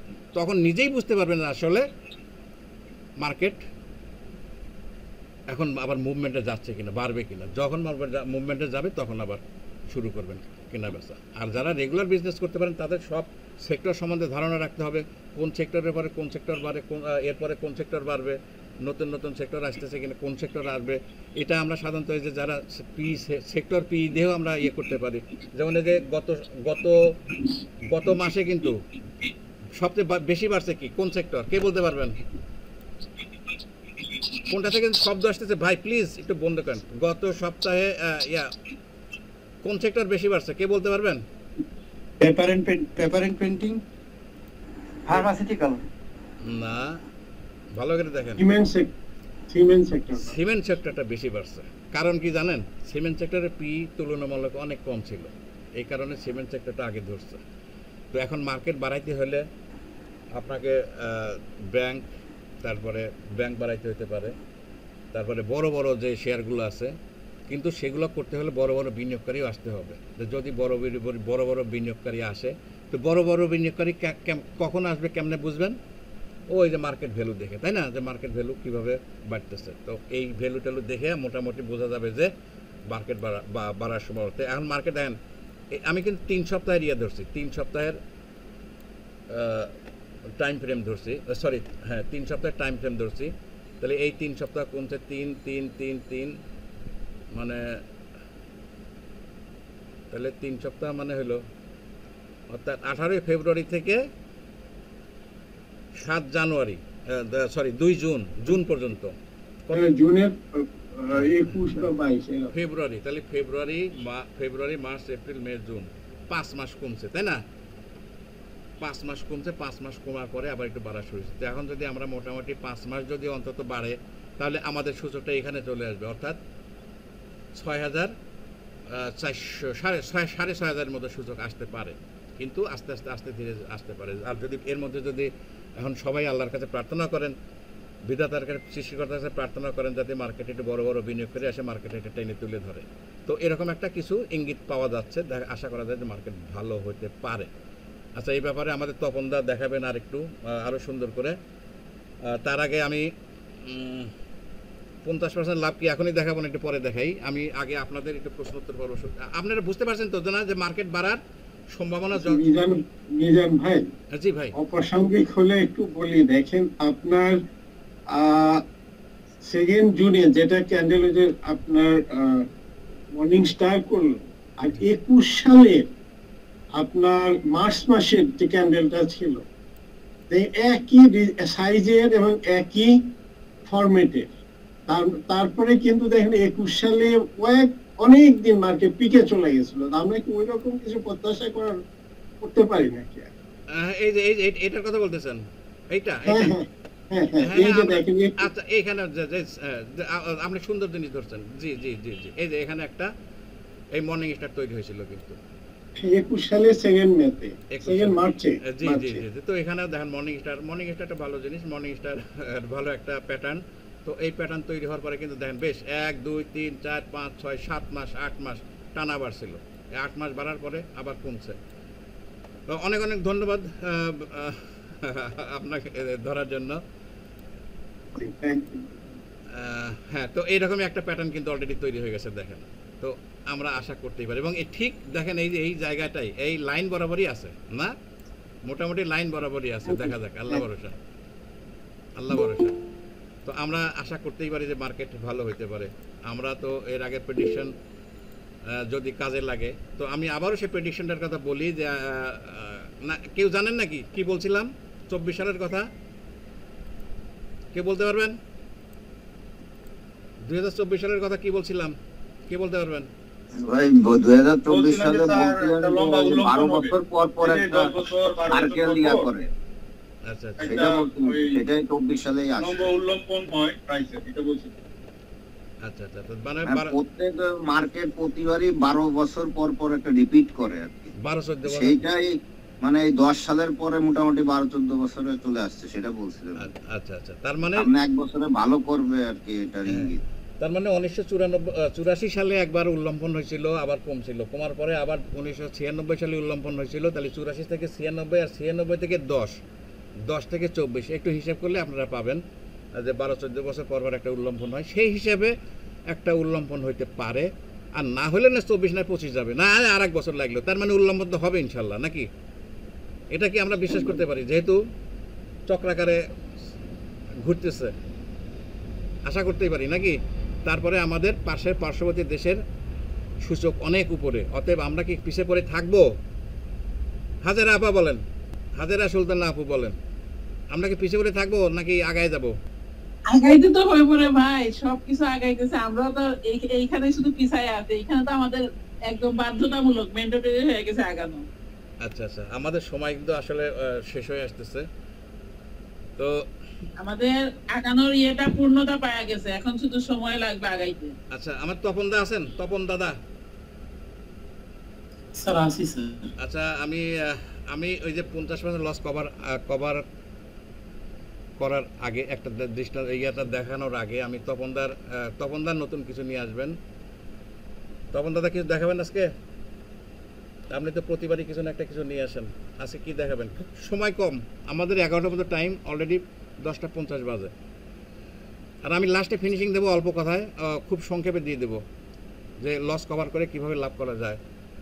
50% লস কভার করে লাভ করা যাবে ইনশাল্লাহ। হ্যাঁ দাদা বলেন, তপন দাদা। ধন্যবাদ স্যার। Thank you. তো এখন পর্যন্ত আমাদের স্যার মিটিং এ 64 জন আছে, এটা আমাদের জন্য অবশ্যই ভালো যে ওয়েবিনারে আসলে একটা সকলেরই একটা চাওয়া থাকে যে আসলে নতুন কিছু আসলে যদি ওয়েবিনার থেকে জানা যায় আর কি। তো আমাদের যে ওয়েবিনার গুলো 2 মাস পর পর সাধারণত হয়ে থাকে, আপনারা দেখে থাকবেন যে মার্কেট সম্পর্কে একটা প্রেডিকশনও কিন্তু আমরা এই ওয়েবিনারে দিয়ে থাকি যে মার্কেট কেমন যাচ্ছে বা কিভাবে আসলে ব্যবসা করা উচিত, এই বিষয়গুলো নিয়ে কিন্তু আমরা সাধারণত আলোচনা করে থাকি ওয়েবিনারগুলোতে। এবং এই ওয়েবিনারের মাধ্যমেই কিন্তু আমরা মনস্টার শেয়ারের একটা ধারণা নিয়ে আসছিলাম কোন এক মিটিং এ, যেটা আসলে আমাদের এই ডিএসসি মানি মেকার গ্রুপেরই একটা ক্রিয়েশন বলা যায়, মানে এই ধারণাটা যে মনস্টার শেয়ার মানে আমরা সাধারণত জানি যে দৈত্যাকার শেয়ার। তো এই শেয়ারগুলো যখন রিটার্ন দেয় তখন দিতেই থাকে কিন্তু। তো যারা ধরতে পারেন, যারা প্রসিডিউর গুলো জানেন, তারা আসলে এক শেয়ারেই দেখা যাচ্ছে যে অনেক বেশি বেনিফিট করে থাকেন। তো এটাই হচ্ছে মার্কেটের নিয়ম। তো আর একটা জিনিস হচ্ছে, যারা টেকনিক্যাল অ্যানালাইসিস জানে, পারতপক্ষে যারা স্মার্ট বিনিয়োগকারী প্লাস টেকনিক্যাল অ্যানালাইসিস ভালো জানে, এটা শুনতে খারাপ লাগলেও বিষয়টা বাস্তব। মার্কেট বাড়লে যেমন তারা পছন্দ করেন, কিন্তু তারা মাঝে মাঝেই চান যে মার্কেট কারেকশন হোক, এটাও কিন্তু তারা চান। কারণ তাদের কাছে এরকম বিষয়টা হচ্ছে যে মার্কেট আমার কারেকশন হলো মানে আমার কাছে নতুন করে অ্যাগেন আমি কেনার সুযোগ পাবো, মানে ভালো শেয়ার কম দামে কেনার সুযোগ পাবো, এই অপরচুনিটিটাও কিন্তু তারা দেখা যাচ্ছে যে গ্রহণ করে থাকেন। আর বিষয়গুলো আমরা একটু যদি খেয়াল করি, আর আমাদের দেশের যে শেয়ার মার্কেট আমরা সকলে জানি প্রায় 90% বলবো আমরা যে 90% শেয়ার ফলো করে হচ্ছে ডিএসসি ইন্ডেক্সকে। তো আমরা আমাদের ইন্ডেক্সকে ফলো করেও যদি আমরা ব্যবসা করি মার্কেটে, তাহলে কিন্তু আমরা আশা করি যে খারাপ করবো না, এবং একটু ফান্ডামেন্টালি বা টেকনিক্যালি প্রাইমারি নলেজ থাকলেও কিন্তু ভালো করা সম্ভব। তো এই বিষয়গুলো একটু আলোচনা করি নাকি, আপনারা যদি বিরক্ত না হন আর কি, কারণ অলরেডি 10:55 বাজে। আপনার মানে আমি কি সামনে আগাবো না স্যারকে আমরা ফ্লোর দিব? 50% দেখবো কোনটা? আপনি আগে শেষ করেন, তারপরে 50%টাই আগে দেখান। না না, আমার মনে হয় শুরু থেকে একবার যখন শুরু করছেন তখন শেষ করেন, তারপরে ভাই মিজান ভাই 50% দেখান। রাইট। তখন তো আপনি আপনার প্ল্যান মোতাবেক আগান। আমরা 11টা তখন আপনারটা আগে শেষ করেন। হ্যাঁ ওকে। আচ্ছা, আমি বিষয়গুলো আমি সিম্পলি দেখাই, তো আমরা একটু মনোযোগী হই সকলেই। যে মার্কেটে আমি একটু শেয়ার দিলাম। আচ্ছা, আমি আমার স্ক্রিনটা শেয়ার দিলাম আর কি। স্ক্রিনটা দেখা যাচ্ছে তো না? জি দেখা যাচ্ছে। আচ্ছা, যে বিষয়গুলো আমরা আলোচনা করি, তো নরমালি এই বিষয়গুলো কিন্তু মানে একটু ধৈর্য সহকারে শুনলেই হবে। মার্কেট যখন ডাউন ট্রেন্ডে থাকে, আমরা তো সাধারণত জানি যে আমরা ফলিং নাইট, এই বিষয়গুলো সম্পর্কে আমরা সকলেই আমরা জানি। তো দেখেন, মার্কেট কিন্তু আপনাকে একদিনেই কিন্তু মার্কেট খারাপ হয় না। হ্যাঁ, মার্কেট খারাপ হওয়ার একটা সময় আছে, এবং মার্কেট আপনাকে বারবার সিগন্যাল দেবে যে আমি খারাপ হতে যাচ্ছি। দাদা স্ক্রিন দেখা যাচ্ছে না? দেখা যাচ্ছে, যাচ্ছে এখনো দেখা যাচ্ছে না। প্রবলেম আছে, আমরা দেখতে পাচ্ছি। আপনি নিচে টিভির তাপ দেন, তাহলে আর দেখা যাবে। আচ্ছা, বিষয়টা এখন দেখি। দেখেন, মার্কেট এইখান থেকে আমরা মার্কেট হচ্ছে 23শে মে, হ্যাঁ 23শে মে 2023। এই সময় থেকেই মার্কেট কিন্তু আমরা যদি একটু ভালো করে একটু লক্ষ্য রাখি, এই সময় থেকে মার্কেট এই 5 ফেব্রুয়ারি 2024 এই সময়টা যদি আমরা মার্কেট ট্রেন্ড ফলো করি, আমরা মার্কেট ট্রেন্ডটা দেখি, তাহলে এই সময় আমরা কি দেখতে পাচ্ছি, এই সময়টাই কিন্তু মার্কেট প্রায় 200 দিনের মুভিং এভারেজের কাছাকাছি ছিল। মানে 200 দিনের মুভিং এভারেজকে টাচ করে উপরে যাচ্ছে, কিন্তু পরক্ষণই আবার নিচে নেমে যাচ্ছে। এই বিষয়টা কিন্তু এই পজিশনে ছিল। তো এই পজিশনে আসার পর যখন হলো মার্কেট এখানে আপে গিয়ে করলো, এইখানে ক্যান্ডেলস্টিক প্যাটার্ন এবং 200 দিনের মুভিং এভারেজকে ফাইনালি ক্রস করলো। এবং আপনারা সাধারণত জানেন যে আমরা বেসিক যে এখানে বিভিন্ন ইন্ডিকেটর আছে, তো এই ইন্ডিকেটরের সাহায্যে নিয়ে আমরা যদি আমরা যারা 200 দিনের মুভিং এভারেজ আর একটা হচ্ছে 9 দিনের এবং সুপার ট্রেন্ড, এই তিনটার কম্বিনেশন যদি দেখি, মার্কেট এখানে সেল সিগন্যাল আসলো। অর্থাৎ আমরা সুপার ট্রেন্ডটাও যদি ফলো করি নরমালি, যে সুপার ট্রেন্ডকে যদি আমাদের অর্থাৎ দেখেন এখানে ক্রস করছে সুপার ট্রেন্ড, ঠিক এখানে দেখেন গ্রিন থেকে রেড হয়ে গেছে। অর্থাৎ যখনই ডিএসই ইনডেক্স এরকম সুপার ট্রেন্ডের ভিতরে ঢুকে যাবে এবং এই সুপার ট্রেন্ডটা গ্রিন থেকে রেডে হয়ে যাবে, তখনই মনে করবেন যে মার্কেট খারাপের দিকে যাবে। তখন আপনারা কি করবেন, যদি যারা স্ক্রিন দেখা যাচ্ছে না, যারা দেখতে পাচ্ছেন না রিজয়েন করেন, দেখা যায় আমার মনে হয় নেগেটিভ, আমরা তো দেখতে পাচ্ছি, দেখা যাচ্ছে। আচ্ছা এইখানে আমরা বের হয়ে গেলাম, হ্যাঁ বের হয়ে গেলাম।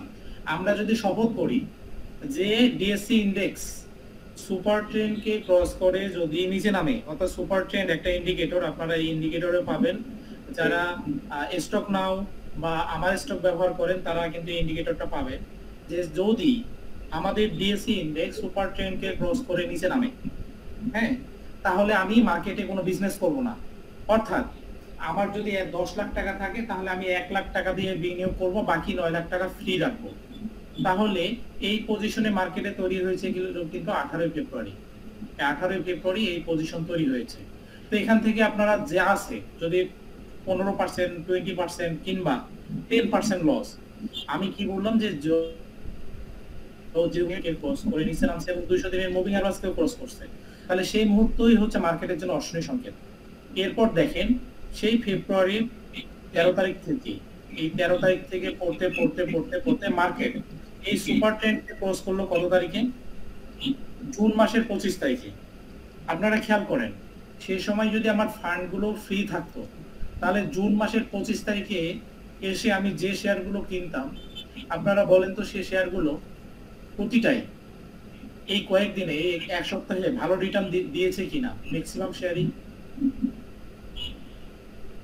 আশা করা যায় যারা ধৈর্য ধরতে জানে তারা এখানে ভালো লাভ করেছে। অর্থাৎ এখানে একটা খেয়াল করেন যে আমার শেয়ার প্রাইস কি হলো, এইখানে 9 দিনের মুভিং এভারেজকে ক্রস করলো, সুপার ট্রেন্ডকে ক্রস করলো।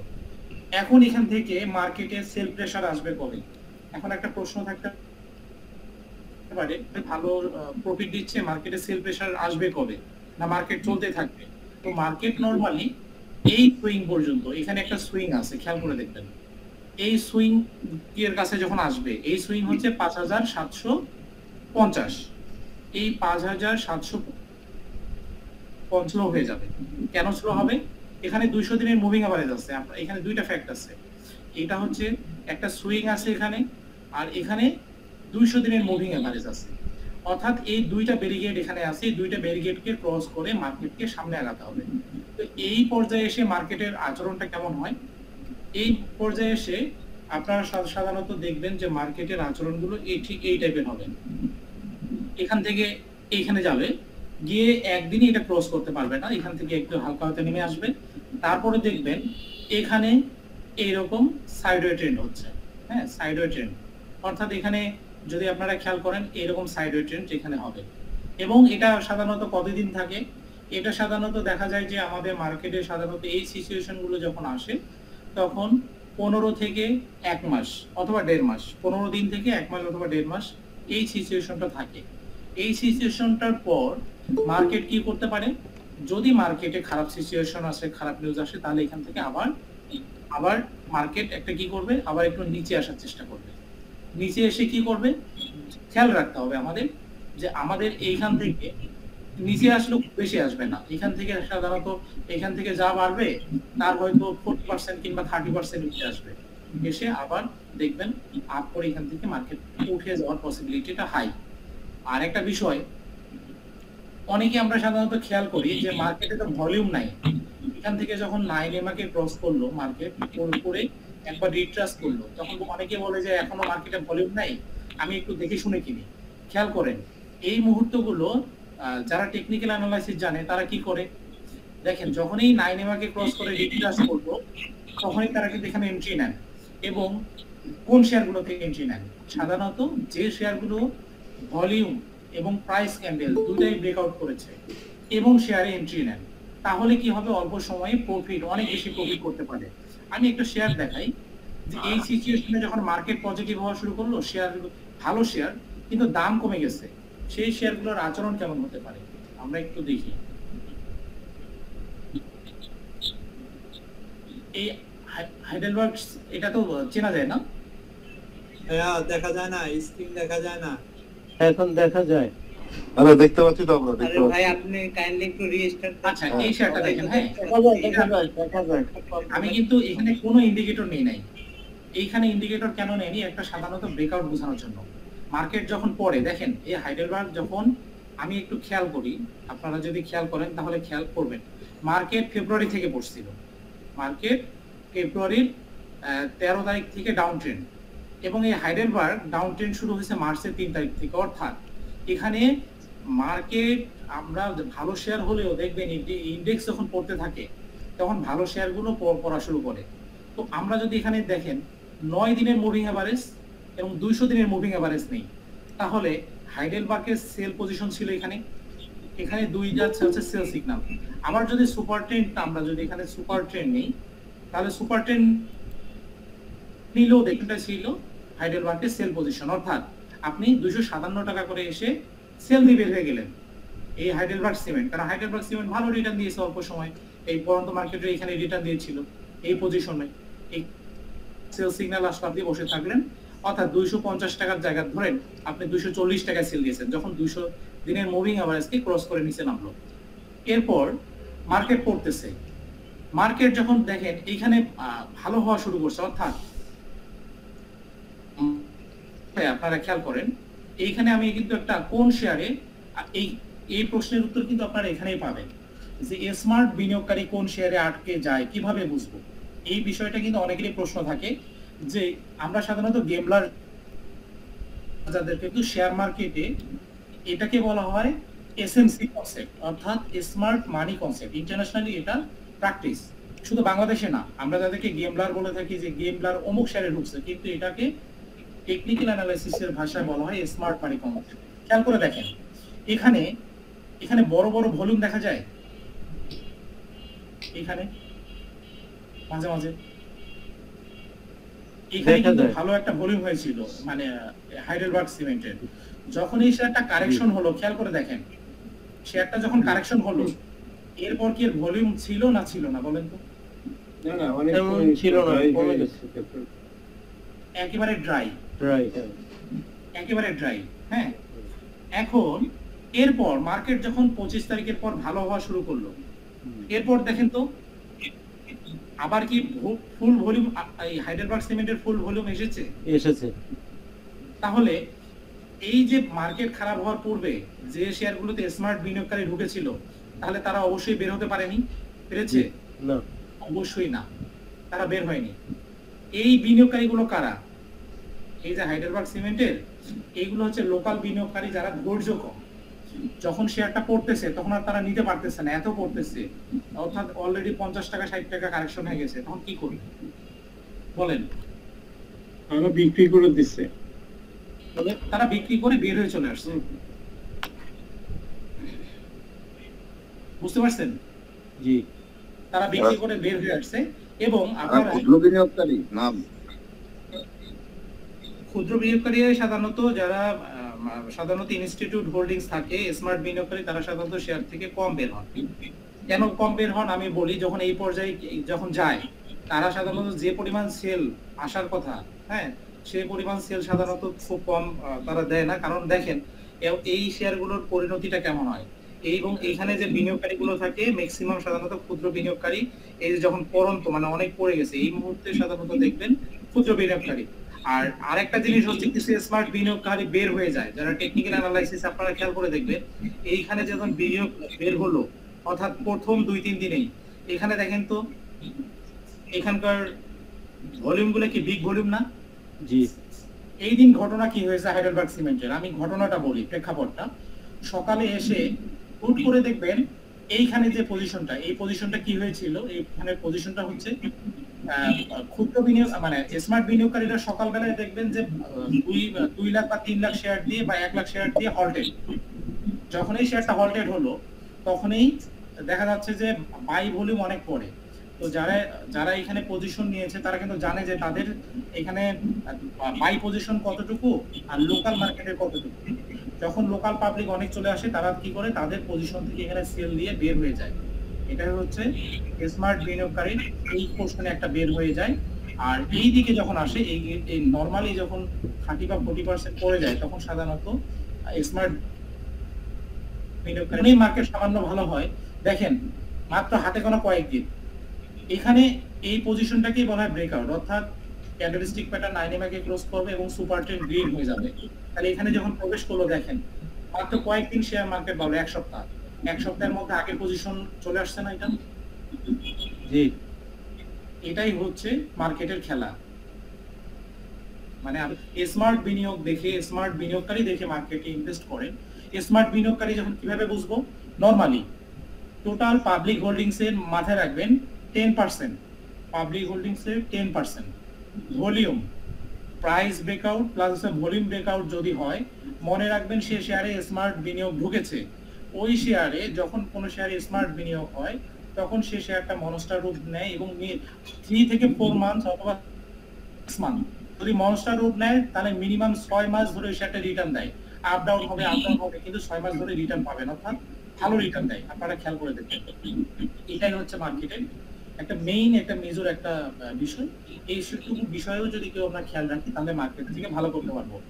আর একটা জিনিস হচ্ছে মার্কেটে বিজনেস করতে গেলে আমরা অনেকেই বলি যে কি দরকার, মানে কোর্স করার কি দরকার। এখানে একটা জিনিস খেয়াল করেন, মার্কেটের ট্রেড করতে গেলে বিজনেস করতে গেলে আপনাকে প্রথমে পজিটিভ মাইন্ডসেট থাকতে হবে। এটা কেমন? যেমন আমি শেয়ার মার্কেটে বিনিয়োগ করব, আমি জানি শেয়ার মার্কেটে অনেক বেশি রিস্ক, তাহলে এই রিস্কটা কন্ট্রোল করে আমাকে এই মার্কেটে বিজনেস করতে হবে। তাহলে এটা আমাকে মাথায় রাখতে হবে।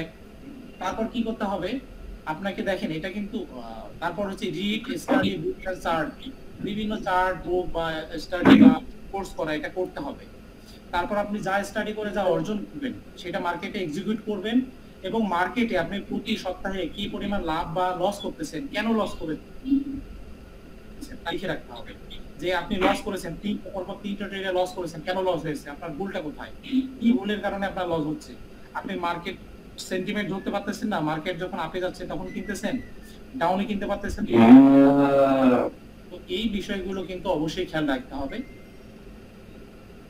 তো সাধারণত আমাদের মিজান স্যার ওনার ডিএসসি মানি মেকার যে স্কুল আছে সেই স্কুলে আলোচনা করে থাকেন এবং আমিও মিজান স্যারের হচ্ছে 7ম ব্যাচের স্টুডেন্ট আর কি। 7ম ব্যাচে আমি কোর্স করেছি, করার পর এরপর থেকে আমার হচ্ছে টেকনিক্যাল অ্যানালাইসিসের বিষয়ে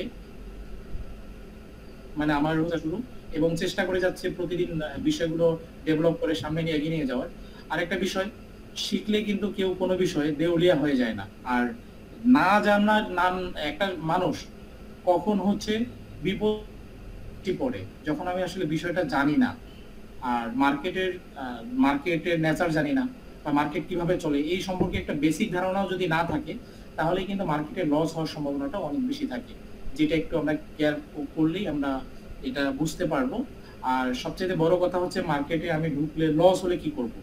আসলে সাপোজ আমি ঢাকার গাবতলী থেকে আমি আমার বাসায় দিনাজপুরে, আমি দিনাজপুরে যেতে চাই, ভুলক্রমে যদি আমি দিনাজপুরে না গিয়ে আমি সাপোজ গাইবান্ধা কিংবা মানে অন্য জায়গার বাসে উঠে গেলাম, উঠে গেছি। সাধারণত দেখবেন ওই বাসের যে হেল্পার, যে ভাই এটা যাবে, ভাই কই যাবেন, গাবতলী গেলে ভাই দিনাজপুর, বলে ভাই উঠে যান, আমরা দিনাজপুর পর্যন্ত নিয়ে যাব। কিন্তু ভুল বাসে উঠলে কি হবে, সে কিন্তু গাইবান্ধায় ফেলাই দেবে, টার্গেটে কিন্তু পৌঁছাতে পারবে। নেবেন যে আপনি ভুল বাসে উঠেছেন, যত দ্রুত সম্ভব সেখান থেকে নেমে যাওয়া। তো এই নেমে আমি যাব কি না এটা বোঝার জন্য কিন্তু টেকনিক্যাল অ্যানালাইসিসটা খুবই ইম্পর্টেন্ট, এবং এটা মার্কেট, আপনি কখন মার্কেটে এন্ট্রি নেবেন, এক্সিট নেবেন, এটা আপনাকে দেখাই দেবে। তো আমি এইটুকুই ছিল আজকের আলোচনার বিষয়। আর আপনাদের গ্যাদার একটা বিষয় জানাই, মিজান স্যারের সদ্য একটা ব্যাচ গত কয়েকদিন আগে একটা ব্যাচের ক্লাস শুরু হবে। যদি কারো আগ্রহ থাকে আপনারা উঠতে পারেন। ইভেন আপাতত টাকা নেই, অনেক সময় দেখা যাচ্ছে স্যার অনারিয়াম নেয় মাত্র 15,000 টাকা। অনেকে বলে যে আমার এই অনারিয়াম দেওয়ার পরিস্থিতি নেই, কিন্তু স্যার সাধারণত সেই সুযোগে দিয়ে থাকেন। যাদের আগ্রহ আছে, আপনি শিখে প্রফিট করে আমাকে তারপর আমার যে অনারিয়াম সেটা দেবেন, এবং কোর্সটা কমপ্লিট করার পর দেখা যায় অনেকে যদি আপনারা জিজ্ঞাসা করেন স্যারদের কাছে, তারা সকলেই এক বাক্যে বলবে যে কোর্সটা অবশ্যই একেবারেই খুব সহজ সরলভাবেই, খুব স্বাভাবিকভাবে আলোচনা করা আছে। প্লাস এখানে শিখলে আপনারা কেউ দেউলিয়া হয়ে যাবেন না। আর এখানে স্যারের যারা কোর্স, আমরা যারা কোর্স করেছি, যারা এখনো অ্যাক্টিভ আছি স্যারের একটা স্পেশাল গ্রুপে, তো তারা কিন্তু সকলেই বিভিন্ন ভালো এবং টপ লেভেলের মানুষজনই আছে। তো আপনাদেরকে অসংখ্য ধন্যবাদ যে আজকের ওয়েবিনারে আপনারা যুক্ত হয়েছেন। আপনাদের যে কোনো প্রশ্ন উত্তর স্যার নিজেই দেবেন। ধন্যবাদ স্যার, ধন্যবাদ আমাকে সুযোগ দেওয়ার জন্য, সকলকে ধন্যবাদ। ধন্যবাদ দাদা, অনেক ধন্যবাদ তখন দাদাকে আমাদের সাথে থাকার জন্য। অনেক মূল্যবান জিনিস দেখাইছেন, কিন্তু আমরা কে বুঝছি কিনা জানি না, তবে যদি কেউ বুঝে থাকেন তাহলে এখান থেকেও কিন্তু একটা ভালো কিছু করা সম্ভব, শুধু এইটুকুন দেখেই। তো আমরা অনেক শেষ পর্যায়ে চলে আসছি। আমরা তো দেখলাম যে মার্কেট এখনও বাড়ার জন্য রেডি আছে, বাড়বে, আশা করা যায় বাড়বে, তবে বাড়া কমার মধ্যেই থাকবে, কমবে বাড়বে। তো এর মধ্যেই আবার আমাদের প্রফিট টেক করতে হবে, আবার কিনতে হবে। তো কখন কিনতে হবে, কখন বিক্রি করতে হবে, এই জিনিসগুলো আসলে জানার দরকার। এগুলো অ্যানালাইসিস ছাড়া সম্ভব না। তো আমাদের তপন দাদা কি যেন একটা শেয়ার দেখালেন, আমরা একটা হাইডেলবার্গ কত পার্সেন্টেজ বাড়ছে কে বলতে পারবেন? কত পার্সেন্টেজ বাড়ছে কে বলতে পারবেন? 51%। কয় দিনে তা বলতে পারবেন?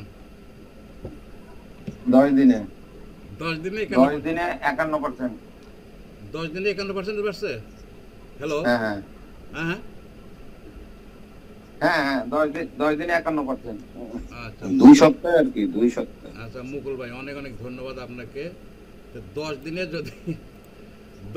যদি 50% বাড়ে না, তো তাহলে আমাদের কি ভয় থাকার কথা যে না, আমরা এই বাজারে ভয় পাওয়ার কোনো কারণ নাই। শেয়ার বাছাই হলো সবথেকে ইম্পর্ট্যান্ট একটা বিষয়, মনে রাখবেন। শেয়ার বাছাই, এই বাছাই করতে যে ভুল করবে সে লুজার হবে, আর বাছাই করতে যে সঠিক বাছাই করতে হবে সে গেইন করবে। এই দেখেন, এই খারাপ বাজারে কি সব শেয়ারই কমছে না কিছু শেয়ার বেড়েই চলছে বলেন? হ্যাঁ, কিছু শেয়ার বেড়েই চলছে। হ্যাঁ মুকুল সরকার ভাই, সব শেয়ার কি কমছে বলেন?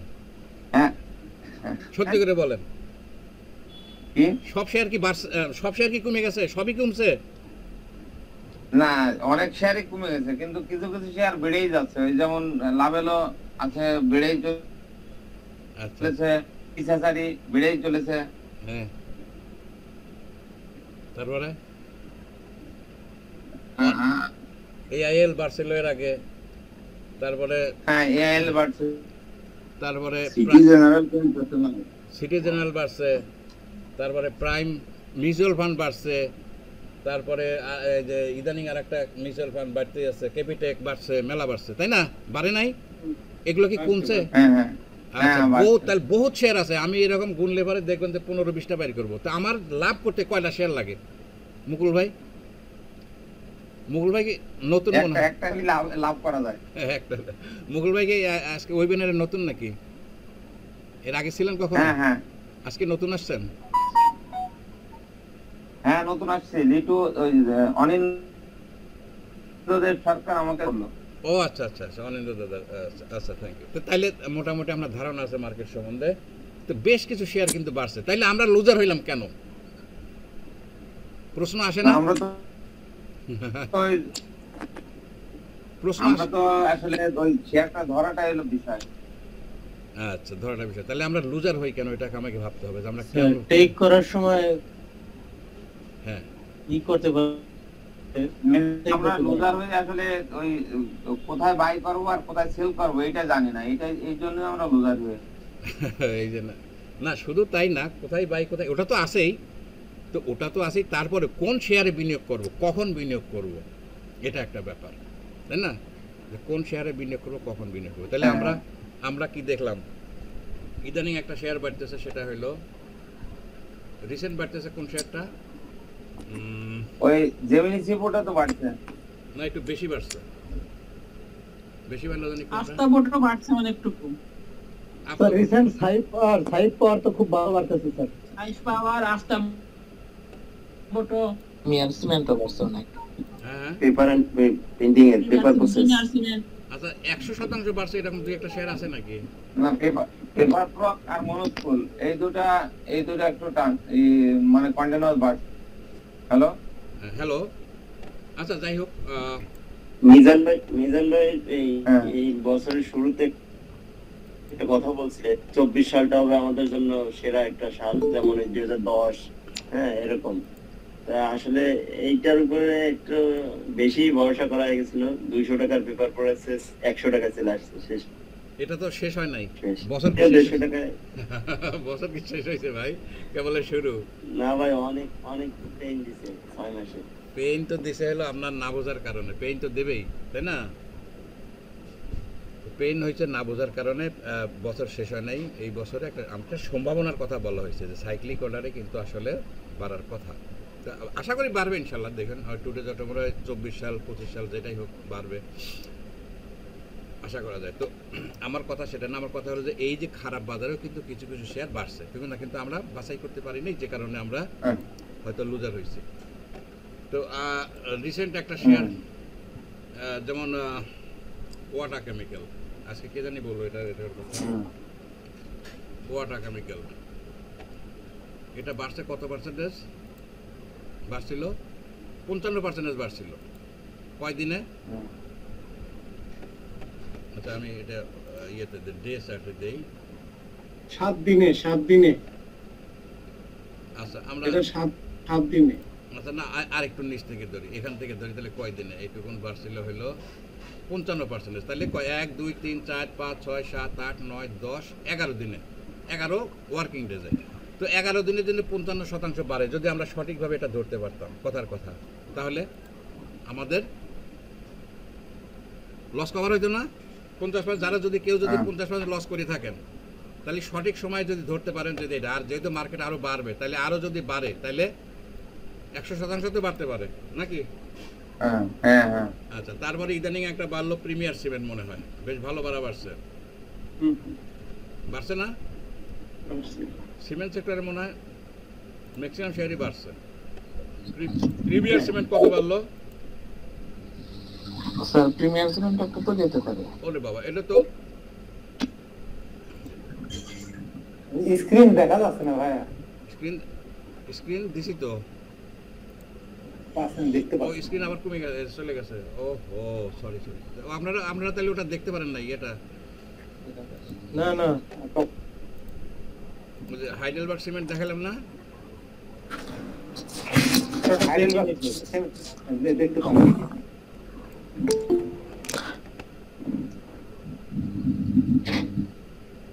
আচ্ছা, এটা কত শতাংশ বাড়ছে? প্রিমিয়ার সিমেন্ট বাড়তেছে, সবে বাড়া শুরু হয়েছে, এই শেয়ারটা আরো বাড়বে। আচ্ছা, হাইডেলবার্গ না, এটা কত শতাংশ বাড়ছে?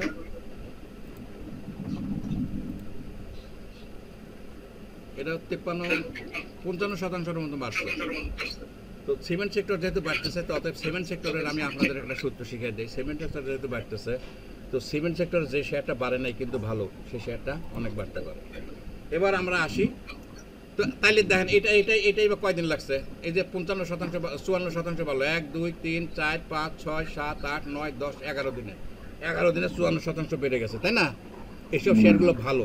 সিলেক্ট করবেন কিভাবে? পি রেশিও, সেক্টর পিইউ কেমন ছিল, সেক্টর পিইউ যদি সেক্টর পি যেসব সেক্টরে আছে, তো নিশ্চয়ই ওই সব সেক্টরগুলো আপনাকে খুঁজে খুঁজে বের করতে হবে। সেই সেক্টর খুঁজে যদি আপনারা বিনিয়োগ করে রাখতে পারেন, এখন সেই সব বিনিয়োগ করলে পরে অবশ্যই লাভবান হইতেন, তাই না?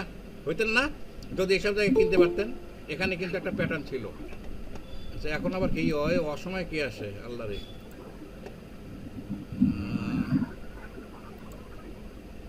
আচ্ছা, এখন আমরা আসি কিভাবে 50% বা আমাদের যাদের 50-60% লস হয়ে গেছে, কিছুটা তো টের পাইলেন নাকি? যে কিছুটা তো বুঝতে পারছেন নাকি যে লস কভার করা কিন্তু খুব কঠিন কিছু না, সঠিকভাবে যদি বিনিয়োগ করা যায়। আমরা একটা শেয়ারে আসি, সালভো কেমিক্যাল। খুব মনোযোগ দিয়ে খেয়াল করেন।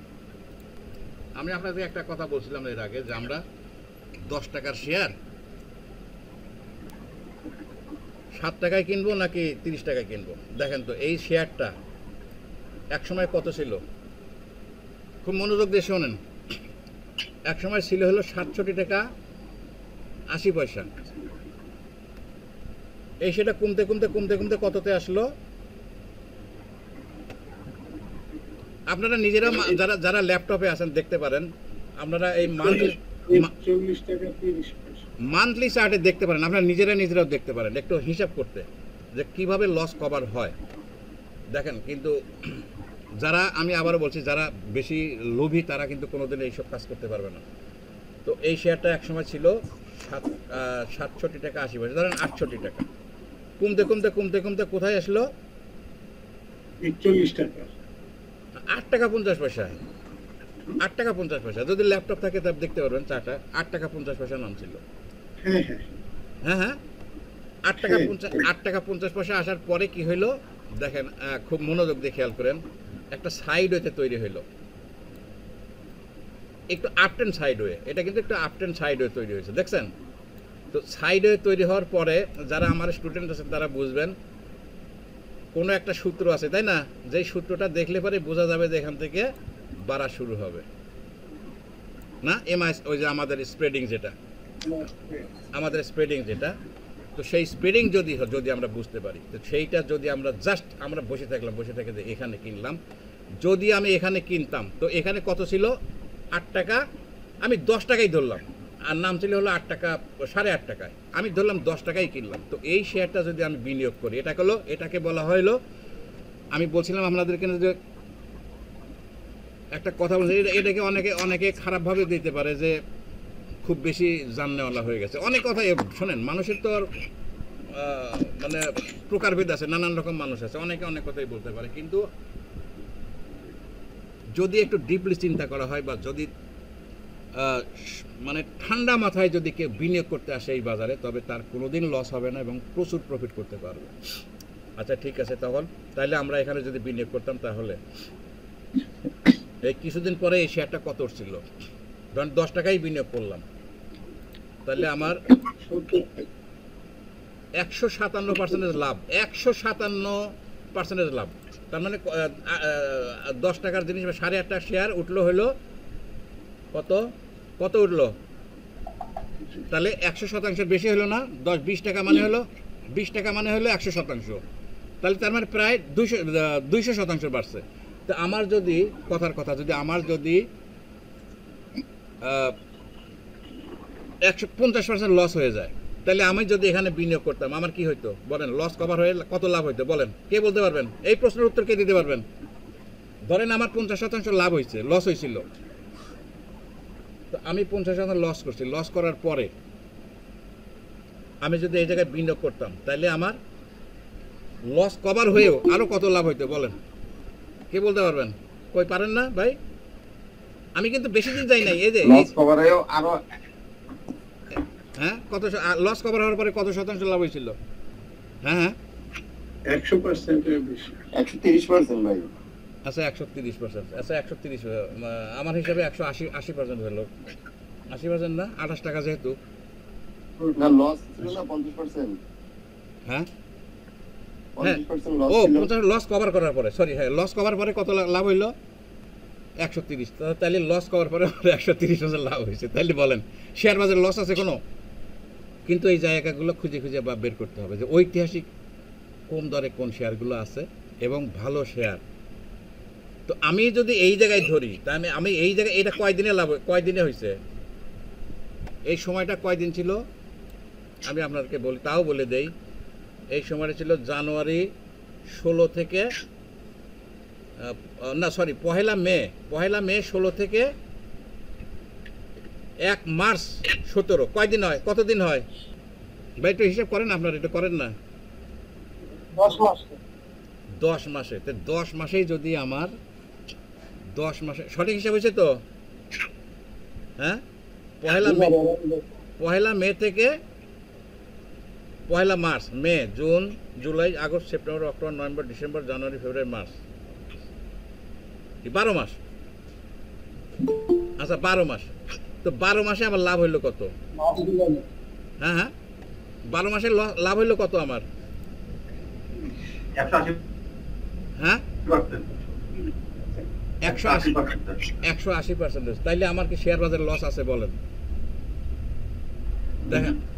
হ্যাঁ আচ্ছা, তাইলে কি শেয়ার বাছাই হলো ইম্পর্টেন্ট। এইরকম বহুত শেয়ার আপনাদের, এই যে আমি এই মুহূর্তে সবসময় লাভ হবে না আমি সেটা বলছি না, কিন্তু এই মুহূর্তে যারা সঠিকভাবে বিনিয়োগ করতে পারবেন, যদি বিনিয়োগ করতে পারেন তাহলে তাদের লাভ হবে। ওই লস, সমস্ত লস কভার হয়ে এরকম লাভ হওয়ার সম্ভাবনা আছে, উড়াই দেওয়া যাবে না, হবেই। আচ্ছা আচ্ছা, যদি এখানে ধরলাম এখানেই আমার এত হইলো, তাইলে যদি আমি এই শেয়ারটা 70 টাকায় বিক্রি করতে পারতাম, এটা কিন্তু আবার 70 টাকায় হয়েছিল, যদি আমি 70 টাকায় বিক্রি করতে পারতাম তাহলে হ্যাঁ, তাহলে আমার কত লাভ হইতো বলেন? এটা কিন্তু আবার বাড়ছিল, বাইরে আবার কমছে, কমে আবার সেই হিস্টোরিক্যাল লোয়েস্ট প্রাইসে আসছিল।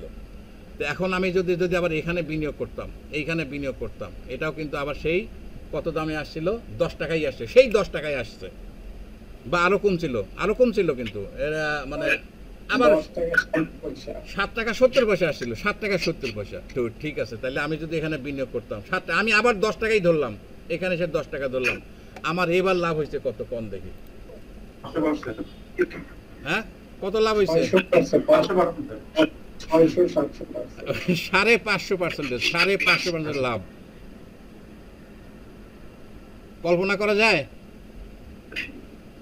এটা তো আমি একটা দেখাচ্ছি। তো এইরকম বহুত শেয়ার আছে এই মার্কেটে, অনেক শেয়ার আছে, অনেক, যে শেয়ারগুলো আমরা বাছাই করতে পারি না। না, আমরা বাছাই করলেও সেটা থেকে লাভ ধরতে পারবো না, বুঝতে পারছেন? কারণ কি জানেন? কারণ আছে কিছু, বলতে পারবেন কেউ? আমি এই শেয়ারটা যে এত দূরে যাবে এটা কে কল্পনা করতে পারে? হ্যাঁ যায়, বললাম না? দেখেন, আমি এখন বললাম যে আপনাদেরকে বলছিলাম না যে শেয়ার বাজার হলো গতিশীল বাজার, গতির বাজার। তো গতির বাজারে কি হয়? বারবার একই জায়গায় ফিরে আসে না? এই তো সাইক্লিক অর্ডার, গতি মানে দিন যেমন শুরু হয়, মানে 24 ঘন্টায় দিন রাত হয়, তাই না? যায় যেখান থেকে শুরু হয় আবার সেইখানে ফিরে আসে। দেখেন তো ফিরে আসছে কিনা?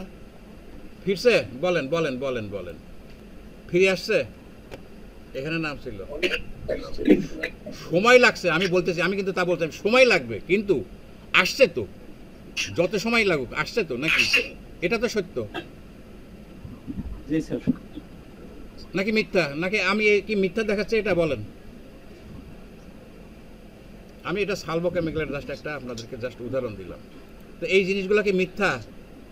এই চার্ট কি মিথ্যা? মুকুল সরকার ভাই, মুকুল দাদা বলেন, মুকুল সরকার,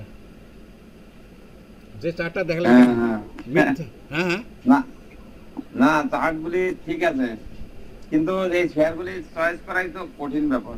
হ্যাঁ, চয়েস করার জন্য কিছু নিয়ম তো অবশ্যই আছে, এবং সেই নিয়মগুলো হলে আপনাকে এই টেকনিক্যাল অ্যানালাইসিসে জানা যাবে। আবার শুধু টেকনিক্যাল অ্যানালাইসিস জানলেই হবে না, তার সাথে ফান্ডামেন্টালও জানতে হবে। আবার শুধু ফান্ডামেন্টাল জানলেও হবে না, সাথে আবার সেন্টিমেন্টাল লাগবে। আবার সেন্টিমেন্টালের সাথে যোগ করতে হবে হলো আপনার সেলফ অ্যানালাইসিস। যদি আপনারা এগুলো করতে পারেন, দেখবেন যে আপনারা অনেক ভালো করতেছেন, অনেক ভালো হবে ইনশাল্লাহ। তো আজকে আর বেশি দেরি করি না, অনেক মনে হয় আপনারা এখন কি বুঝতে পারছেন আমি যে বলছিলাম যে আসলে লস কভার করে অনেক লাভ করা যায় যদি সঠিকভাবে অ্যানালাইসিস করে বিজনেস করা যায়। এটা তো সত্য নাকি রনি খান বুঝতে পারছেন তো? তাহলে আমার কি কেউ বলবেন যে এর গাঁজা খায় এই ক্লাসটা করাচ্ছে, ওয়েবিনার করাচ্ছে, বলেন? তো আমি যে লিখছিলাম যে 50% লস যাদের লস হয়েছে, লস কভার করে লাভ করা যাবে ইনশাল্লাহ বলছিলাম, কথাটা বলছেন। অনেকে কিন্তু বিরূপ মন্তব্য করছে যে মনে হয় গাঁজা খায় এসছে। আচ্ছা যাই হোক, এখানে কি তাই মনে হয়? এরকম কিন্তু আমি উদাহরণ অনেক দেখাতে পারবো। আমি তো একটা দেখালাম, শুধু সময় স্বল্পতা, আমি একটা দেখালাম। এরকম বহুত শেয়ার আছে যেগুলো অনেক ভালো শেয়ার। তার মধ্যে কি আমি একটা নাম বলবো না? আসলে এটা বলা আসলে অপরাধ, সত্যি বলছি এটা অপরাধ, কারণ এটা কিন্তু আইনত দণ্ডনীয় অপরাধ, সত্যি বলতে যেটা। কারণ কোন হারে এটা এইভাবে বলা যাবে না। তবে এরকম বহুত শেয়ার আছে, আপনার নিজে খুঁজলেই পাবেন যে ঐতিহাসিক। হ্যাঁ হইতে পারে।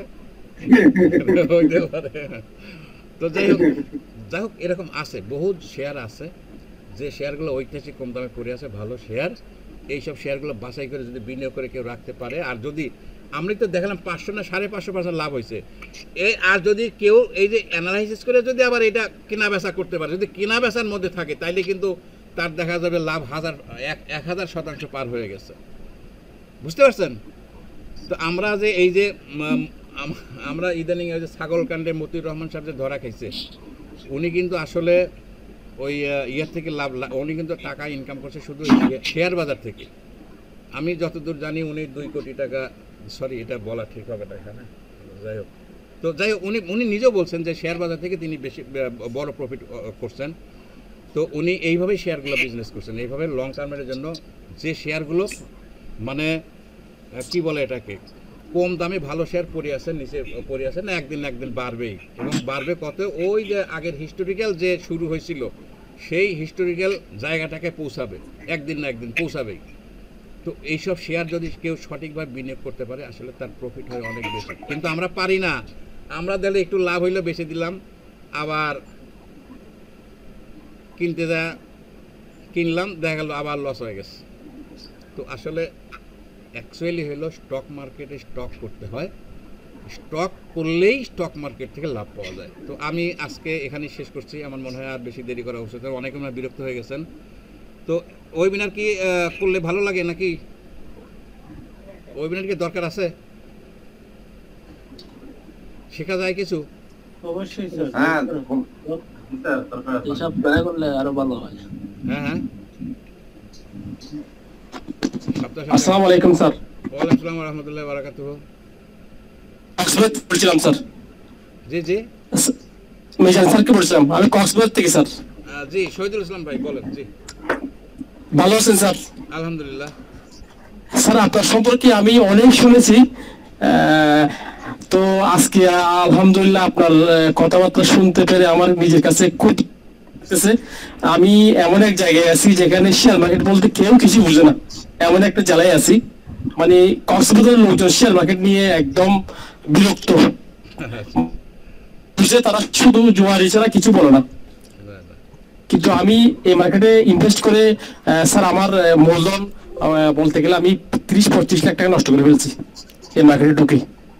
তো এখন আসি, কিছু মূলধন আছে আলহামদুলিল্লাহ এখনো।